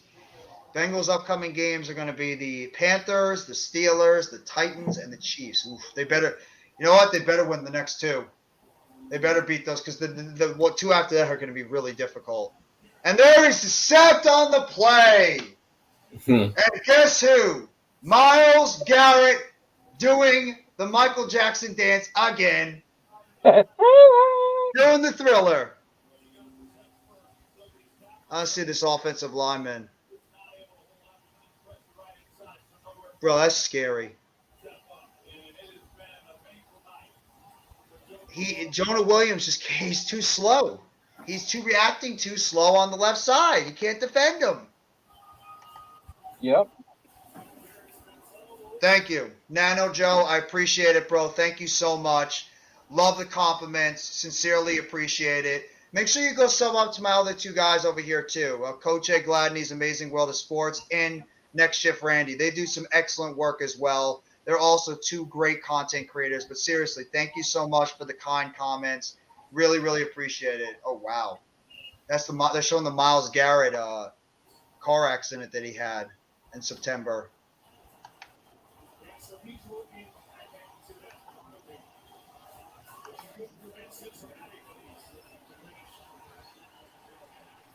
Fourth down and 4. Bengals going with the 4 wide. Burrow drops back, throws to the outside. It's going to be incomplete. Throws off the back of Gregory Newsome, and that's going to be a turnover on downs. Turnover on downs for the Bengals. I can't tell if that was just. You know what? He got his arm up at the last second. Yep. Good job by Newsome. Even though I don't know if he did that by accident, but just good job by Newsome to put his arm up and knock it away before Boyd could catch it.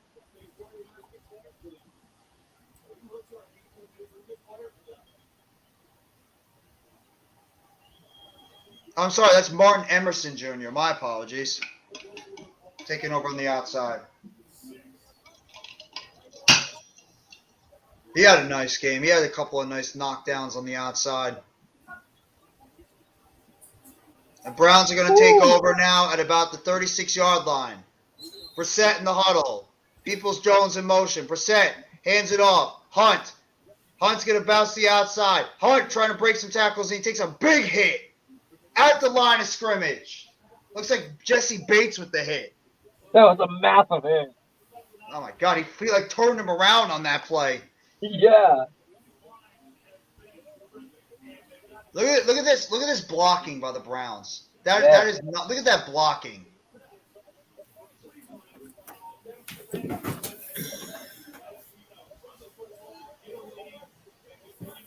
This should be the Browns' bread and butter. Every single time they play football, this should be their bread and butter. Just you have a strong offensive line. Run the damn football. Hands it off. D'Ernest Johnson now. Ernest Johnson trying to break a tackle, and he gets tackled at about the 27-yard line. Oh, and this is a passing league. Yeah. Right. Exactly. I think it's the passing league stuff is changed up a little bit. One, teams are playing too high, a lot more. So it's taking the explosive plays. So. And Coach, what does every single team in our division do best? Of course, we run the ball. We run the rock. There you go. That's why the Cowboys have been good. That's why the Giants have been good. That's why the Eagles have been good. They run the football and they play great defense. Yes, sir. It's a recipe of winning. Old school football, this year especially, is coming back. The scoring around the league has been down, which I don't mind at all because at this point, I don't care how you do it.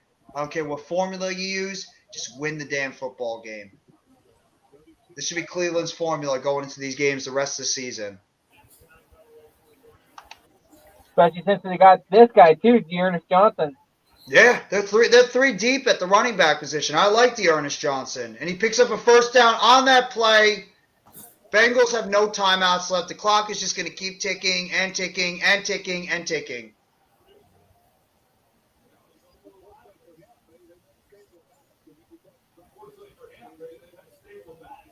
I mean, I'm curious to see this Browns team if they could start getting a little healthier.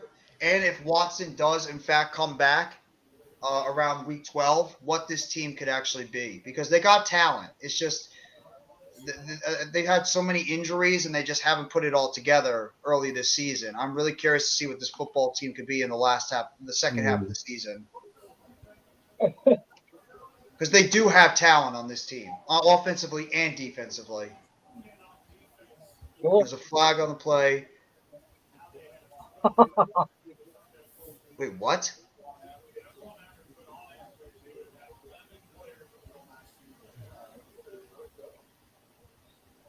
Zach Taylor's got that that scary, bright-eyed look on his face. Right. And the defensive coordinator, he's got like that creepy, scary look on his face. Isn't he the one who interviewed also? I think so, yeah. That's crazy too. They've only committed 2 penalties for 6 yards. That's it. Yeah. Browns have had more of the penalties in this game. It's just their defense can't get the job done. Nice run to the outside by Dearness Johnson, getting up to at least about the 12-yard line. We're going to get down to the 2-minute warning. This is obviously apropos. This game is pretty much over. Mm-hmm. Browns are going to boost their record up to 3-5, and the Bengals are going to drop to 4-4. Ravens are now going to have a game lead in the division. Yes, sir. Most of the division just seems so, but that's parity in the NFL. Yeah. What you get. Isn't the AFC East another division that has all teams over 500 or 500 and above? Because I think the Patriots are 500 now, and I think the Dolphins are above 500, the Jets are above 500, and obviously the Bills. Yeah, I believe so. So there you go. The 2 best divisions right now in the NFL are both the East divisions, the AFC East and the NFC East. That's I love hearing. I love seeing it. I love seeing it, that the parity and just the dominance by both divisions are, I like it. I like seeing it, especially for the when NFC we were the East. butt end joke for a bit called NFC Least. I can't stand it. I hate it when people kept saying that the NFC least. Well, we're not the NFC least anymore. We're the NFC beast. We have the best division in this goddamn league. We have 3 football teams that have 2 losses or less. And you know what? The Commanders are not a joke anymore. It seems like that since Heineke has come into that lineup, he's just given that team a spark. That quarterback, I don't know what it is about that quarterback, but he's just seemed to have sparked that football team. And they're starting to get it together. Yeah, Scary Terry. They got Dotson. They got Samuels. That team's the Washington's got talent. That's why I was one of them too. Everybody's making fun of the Commanders. You know what? That team's got talent. They got talent offensively and they got talent defensively. And Chase Young is now starting to practice now. His 21-day window is about to open, so you could get him back. Obviously, he's not going to be the same Chase Young he was before he got hurt, but still, you can get him out there. Limited snaps. He still at least can be a decent pass rusher on the outside. You get him more acclimated again playing in this season. Washington's a team we can't take lightly, and I'm not taking them lightly either. I don't care what any other Giants fan is. I'm not taking the Commanders lightly. They have talent. Period. Mm-hmm. They definitely do. Especially offensively with the receivers, the backs, and then defensively with that defensive line. Yeah. They definitely have talent, and they're not a team that you can take lightly. No. There's one thing that nobody can take lightly. No team in the NFC East can take the other teams lightly, period. And the one thing that in a way, one of the biggest things that separates the Giants from the other teams is that the other teams in this division have elite playmakers on the outside and the Giants don't. That's one of the biggest differences right now, even though the Giants have the best coaching right now, which is the reason why they're in the position they're in right now, mostly, is the coaching on the Giants is the best by far. I think the best, I'm not going to say by far, but the best overall in the division. But talent-wise, is it an argument, Coach or Randy, to say the Giants are the least talented team in the NFC East? No, I mean, we are talent-wise. I mean, come on now. Look what Shane has done in getting guys who are right off the trash heap and putting them in there to, go out and perform. And Dable is doing a hell of a job of maximizing their abilities and getting them to play above their capabilities. Mm-hmm. But if you compare it to everyone else in the division, of course, we're the least talented team. I'm not trying to pile on Jeff, but I agree with Coach. No, I'm not disagreeing at all. I think it's actually a fact. I think it's true. Either us or Washington, I think, is the least talented team in this division. Got to be real about it. Mm-hmm. I hate to say it. The Eagles are obviously the most talented football team. I mean, you guys were already talented before the season even started, and then you just added more pieces to your team, especially when you get a Robert Quinn. That's an upgrade, obviously, over Derek Barnett. Cowboys, I mean, that defense is ridiculous. I can't even front. That Cowboys defense is ridiculously good. Their defense is playing on another level right now. And in terms of the Giants, they're just getting it done by just great coaching and intangible play. And they're going out there and they're taking advantage of other teams' mistakes. Obviously, it bit us in the ass as Seattle played our game last week. And then Washington's got scary players on the outside, and the quarterback switch with Wentz going out and bringing in Heineke has obviously sparked that football team. So I'm really curious to see, and the biggest test is going to be going into the second half of the season, and that's when all these teams are going to start playing each other a lot more, is who is going to come out of these games, with the upper hand. I'm actually excited as a fan. I am excited for the second half of the season because for the Giants, this is when we're going to start playing our divisional rivals. Thank God. I've been chomping at the bit to play against our divisional rivals because I want this team to be able to go out there and prove themselves against our division, with our division being the best in football, against Washington, against Philly, and once again against Dallas. True. I mean, once we get into, it's always been like that. Once you get into division play, it's always more intense than any other game during the season. So, I don't know how you feel about that too, Randy. Oh yeah, no, I agree. Yeah, I'm excited. I really want to play you guys because I love the scheming and the style in which Wink Martindale and Brian Dable play and have you guys playing. So for me, yeah, I can't wait to see how we shape up. Absolutely. I think it's going to be a grinded out battle every time we play against each other play against each other. Miz, what's going on, bro? Hope you're having a fantastic Monday. Happy Halloween, my friend, and hope you had a fantastic Monday night as well. Thank you so much for coming by the chat, bro. But, geez, guys, tonight's game sucked. Let's just be real about it. These primetime games on Monday night and especially on Thursday night, oh my God, these have been painful to watch sometimes. I mean, these games suck. Well, Thursday it's the Eagles and Houston. Yeah, and to be honest, you guys should absolutely wipe the floor with them.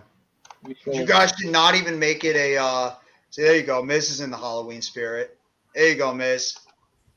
Getting ready to get back, flight back south. It was a great weekend in New York.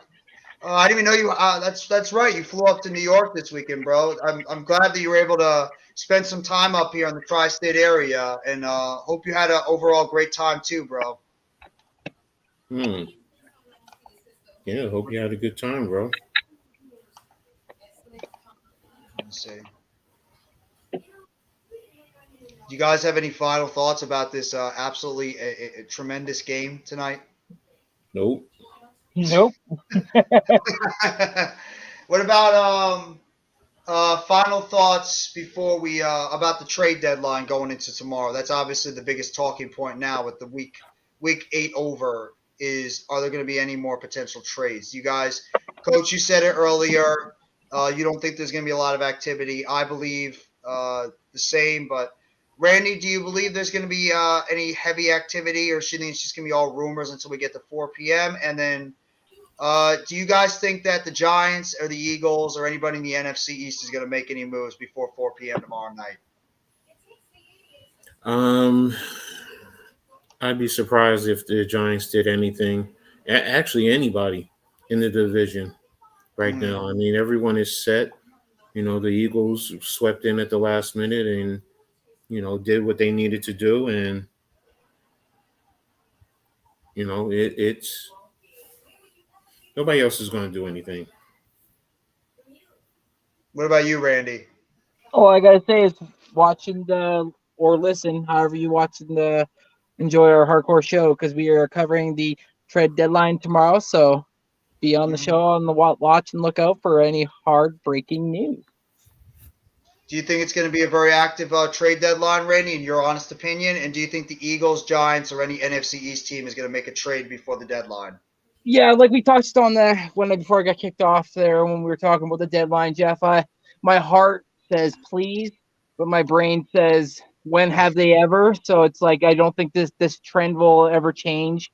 I know the NFL is really trying to be like the other two big sports when it comes to the trade deadline, and they just don't really live up to it. Do I think the Eagles are going to make any moves? Like I said, there's lots of rumors out there, but like they all are just rumors until they become true. So who knows? But I hope that if they do something, they shore up the right spot and don't overpay for something. So, but we all know Howie's mentality.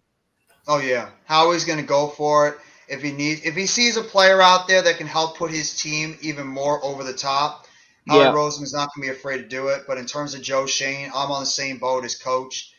I don't think the Giants are going to do anything. I really believe that Joe Schoen's mentality is to keep those draft picks and do it the right way and not go out there and mortgage some of your future on some players that might be decent right now, but they're not going to help you going forward. I think he's going to keep those draft picks and he's going to continue to build through the draft unless the team's asking price, and this is something we have to see too, because right now some players might have higher asking prices, but as the deadline gets closer, some of these teams' asking prices could come down, and this is where the negotiation is going to have to come in. You have to have a really good negotiator. Joe Schoen's really good at negotiating. He might try to outwit some of these other general managers and try to get a team to give up a third, be willing to take a third-round pick for, say, a Brandon Cooks. I think it's ridiculous. They want a second-round pick for Cooks. I think Cooks is a third at least because of his contract and his age. I mean, Judy, I can understand. I think if the Broncos lost yesterday, I think Judy would be a little bit more available. But the fact that they pulled out that victory, thanks, Jacksonville. I think that Judy is going to be off the table. I don't think they're going to trade him. Same thing with Hamler. I think this team is going to have, for some odd reason, they're going to have it in their heads thinking that, hey, the AFC is wide open. Maybe we can make a playoff spot, even though we probably won't have a chance to do anything. Let's just make the playoffs and see what we can do because we got Russell Wilson. So let's go for it. And plus, this head coach is trying to coach for his job right now. So I think that the Broncos are not trading their wide receivers.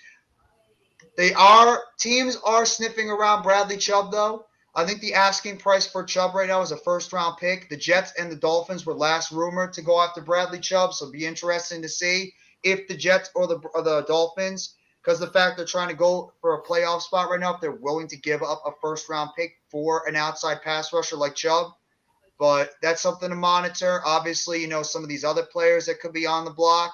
It's really the wide receiver position that's like the biggest question mark because now I've even heard the Cowboys might be interested in looking at a wide receiver. Maybe a third guy to go with Gallup and CeeDee Lamb. So that's going to be interesting to monitor. But I agree with you. I agree with you, Coach, and you too, Randy. I think it's just going to be a whole lot of talk, whole lot of rumors, whole lot of chatter But I think when it comes down to it, you might see a minor trade here and there, and then that's it. That's usually always what happens in the NFL trade deadline. And then you're going to get the off season is when you're going to see the big moves, because all of a sudden the NFL trade off season has become like explosive, especially this past year where we had big moves happening left and right. It's like every single second a big player's getting traded.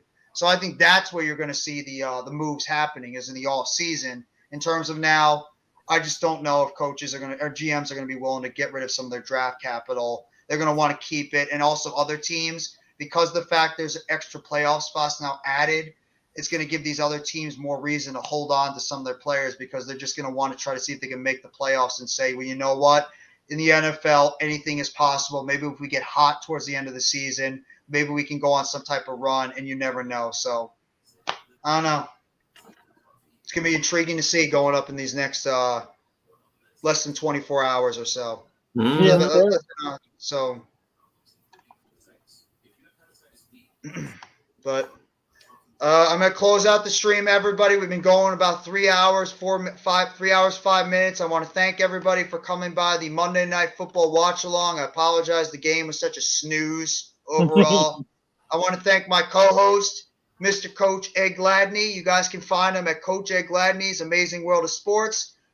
He always does an awesome show every single Tuesday night with myself and our guy on Popular Opinion Sports, a.k.a. NYG22, the heart of the city. Make sure you guys go check that out tomorrow night, as well as Coach Ed Gladney is the king when it comes to breaking down film, when it comes to the X's and O's of the football, whether it's college or NFL. And, of course, our guy down here, Next Shift Randy. He's the guy, we call him Mr. Adam Schefter, Mr. Ian Rappaport. He's the guy that breaks all the breaking news, whether it's injuries, whether it's trades, free agents, any of that stuff on the Hardcore Sports Network. He does an excellent job over there. So make sure you guys go sub up to him as well. You got MYG, Jeffy T85. Obviously, I cover the Giants, the Nets. I'll be making a video tomorrow morning reacting to the Nets' victory over the Pacers. Thank God they won. And also, I'm going to be dropping a little bit more Mets content because their offseason is going to start soon. But I want to thank Andrew Ford, Normal Guy, Lake Nona Sports, AK Eagles, Almighty Finesse. I want to thank also Mitch Kofsky. He was on the panel for a little bit. Nano Joe. Appreciate the kind comments. Dom Lancaster. Mac the Giants fan. Of course, Sevi Mizrahi, The Miz. Thank you guys for coming by the stream today. And I hope you guys had a fantastic Halloween overall. I hope you guys had a fantastic Monday and you enjoyed your weekend. Everybody, enjoy the rest of your Monday night. Have a good Tuesday morning. And as always, let's go New York Football Giants. Together blue, everyone. Happy Halloween. Have a great rest of your Monday night.